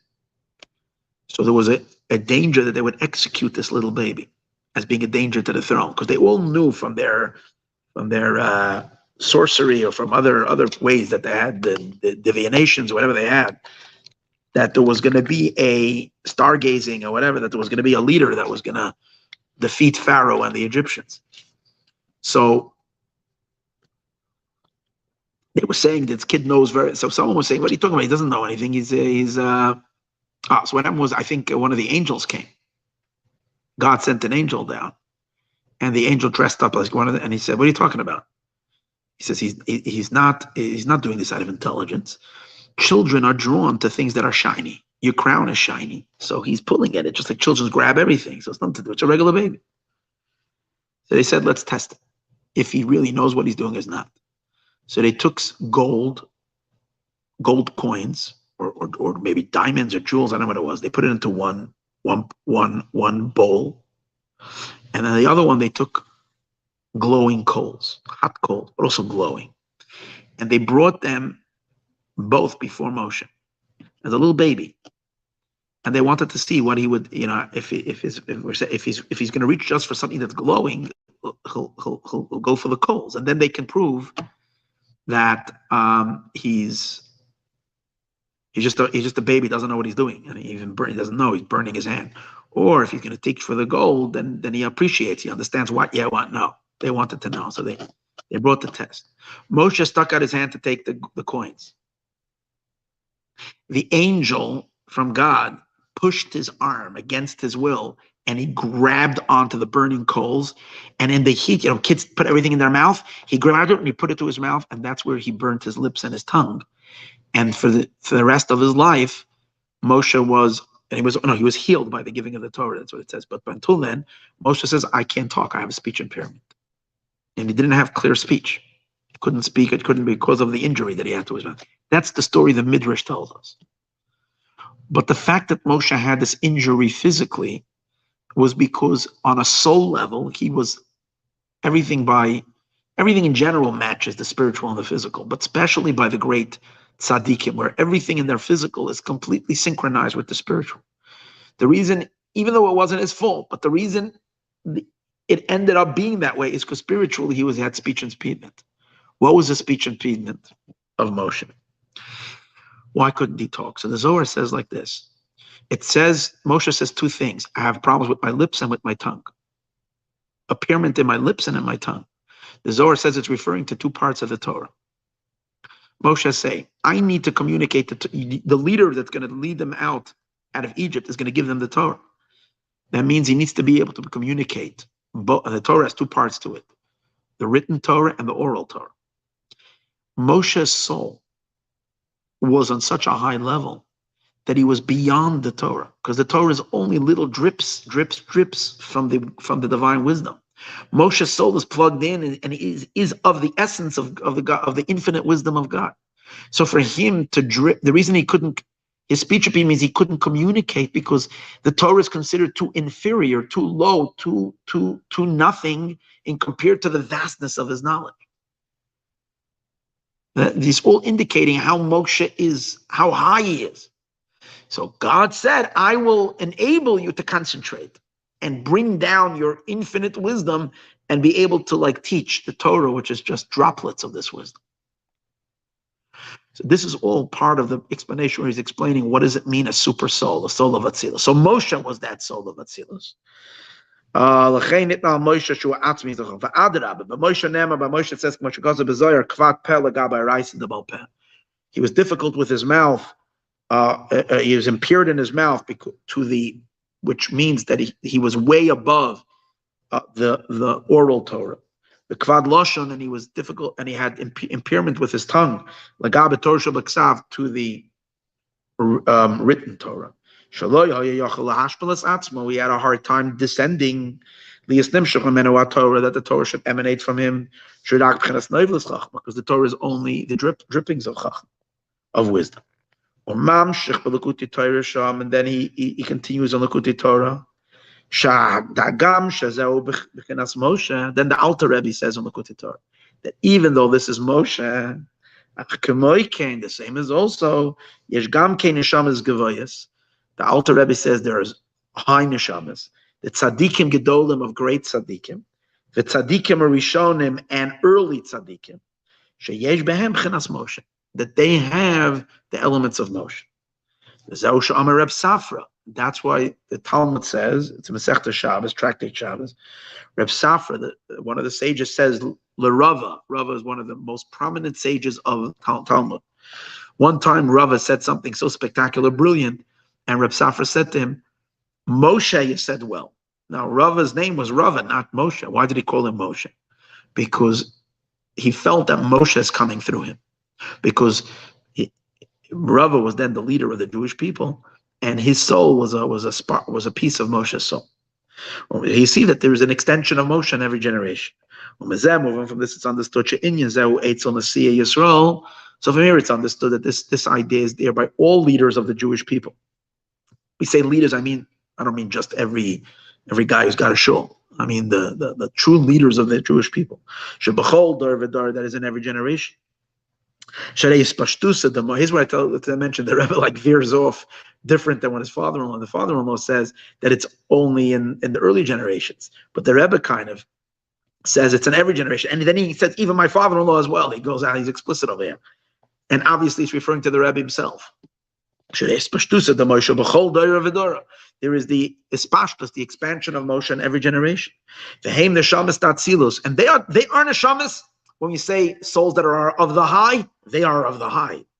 Like he explains in Likutei Torah. They are souls, they're called brothers and friends. These souls are so high that the level that's called HaKadosh Baruch Hu, which are the 6 emotions of God, is called their brother. So this is wild stuff. They're siblings to what's called HaKadosh Baruch Hu. What do you mean? These tzaddikim are siblings to God. What does that mean? When we say HaKadosh Baruch Hu, we're not referring to the infinite one. We're referring to God as he's manifesting, particularly in the 6 attributes. Now, the 6 attributes are called the emotions. The emotions are children of the intellect. Chachma and Bina. We know that how do you have an emotion? It's created by an intelligence. So Chachma and Bina, when they unify together, father and mother, they create the 6 emotions. So the HaKadosh Baruch Hu is called a child, a son of Chachma and Bina. Is he a one and only child? No. He has brothers. Who is HaKadosh Baruch Hu's brothers? There are some very high tzaddikim who their souls are also children from a unity of Chachma and Bina. And these souls are the super souls of the greatest generation, of the greatest leaders of generation. Most souls don't come from that unity, come from unity, but on a much, much, much lower level. As we said earlier, most souls are already deposited into the world of creation. They're not part of the divine, as he's explaining here. Those lofty souls are called Achim V'Reim. They're called brothers and sisters. Brothers and friends. Leza, the Ze'er Anpin. That's why there's a verse that says, Shlomo Carlebach sings it, because of my brothers and friends. Laman Achai V'Rayai, right? But my brothers and friends, right? So that's, who's it talking? Whose brothers? God's brothers. Because they come from the unification of father and mother. Which isn't the case of most souls. Even those, now most souls come from a unification of male and female, but sphirot, attributes, but not the attributes of Atzilus, the attributes as they are in the 3 lower worlds. There is attributes in all 3 worlds. So when there is a unification of male and female of the attributes of Bria, those children are born into the world of Yetzirah. Remember, the children of Malchus are always born into the next world. And the unification of male and female of the world of Yetzirah create the souls of the world of Bria. Of Asiya, the final one. So there is soul. But even the souls that are that are direct, their father and mother, is the level of HaKadosh Baruch Hu and Malchut, which then Malchus delivers the baby, the soul. Where does the soul pop into? Not in Atzilus. The soul pops down into the lower world, into the world of Bria. So to be a soul of Atzilus, you have to be a son of Chachma and Bina, not a son of Zah and Malchut. These are very, very deep, abstract, powerful, mystical ideas. I'm so super tired, and I'm too tired to get into an elaboration of them, but you get the idea. They're born into the world of Bria. Sham has explained in Likutei Torah. There in Likutei Torah, he goes through these various levels of souls. In Likutei Torah, he explains that there are sometimes, even from a unification of male and female of Atzilus, souls that are born are not in Bria, they're very high souls. Hanikra neshamas d'Atzilus mamish, that even they are born in Atzilus, they're not born into the lower world of Bria, which means they're not in a created consciousness. They're only one droplet, and therefore they can't really be communicators of Torah. They can't be teachers of Torah, innovators of real Torah. And Torah is the essence of the Chabad, and therefore they can.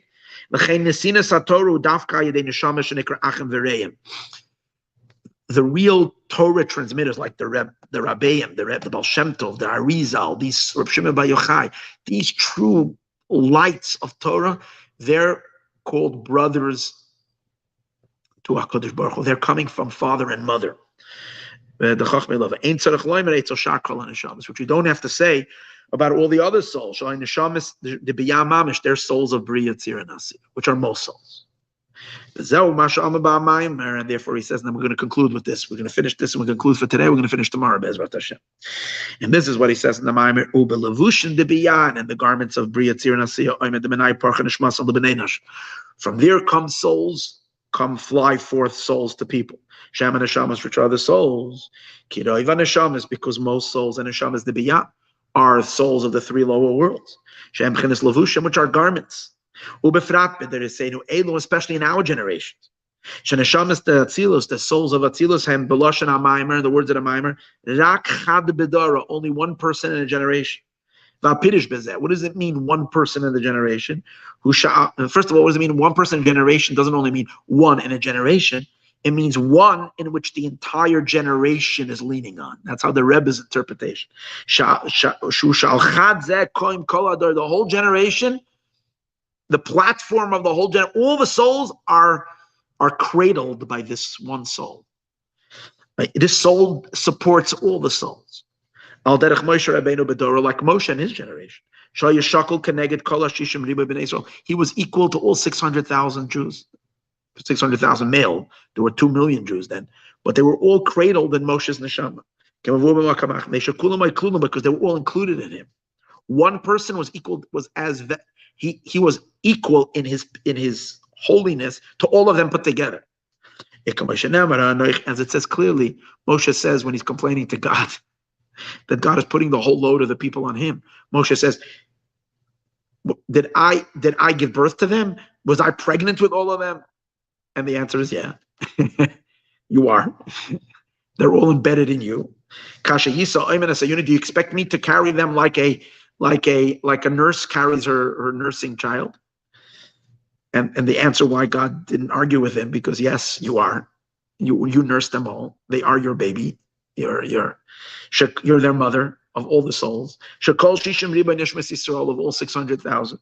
Shein Klolis Yisrael, they are which represent all souls of all generations were all included in those 600,000, and those 600,000 were all included in Moshe's soul.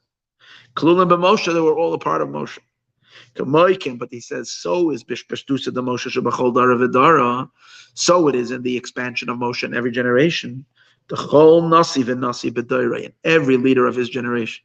The Rebbe is particularly referring to the Baal Shem Tov, the Maggid, and all the seven. Ad Nasi Dareinu, up to the leader of our generation, referring to his father-in-law, and to himself as well. He includes all the souls of the generation. That's the Rebbe, that's the leader. The souls of the generation themselves, and the Rak Neshama is the Biyah. They are souls of the three lower worlds. They come from the garments. Yet, as the discourse is explaining, that even in the garments, the infinite light lets himself down. And quite on the contrary, the work is primarily a fulfillment that gives God satisfaction. Is the work that takes place in created consciousness. You need leaders that are above it all, but they're here to support us in our work, because we're the ones who are ultimately the purpose of creation. And then he continues about the soul, but I don't have any more strength to continue today. Thank God we did 3 hours and 12 minutes and 46 seconds, not 47, 48. And Bezrat Hashem, tomorrow is Yud Shvat still. I plan on being back on sometime in the morning, and hopefully we'll plow through and we'll get through to the end. Hopefully, by the time we wake up in the morning, we'll be in Yerushalayim with the Rebbe, with the Beis Hamikdash, with the third temple. We don't have to hear explanations from me. You can hear it directly from the source. May God help.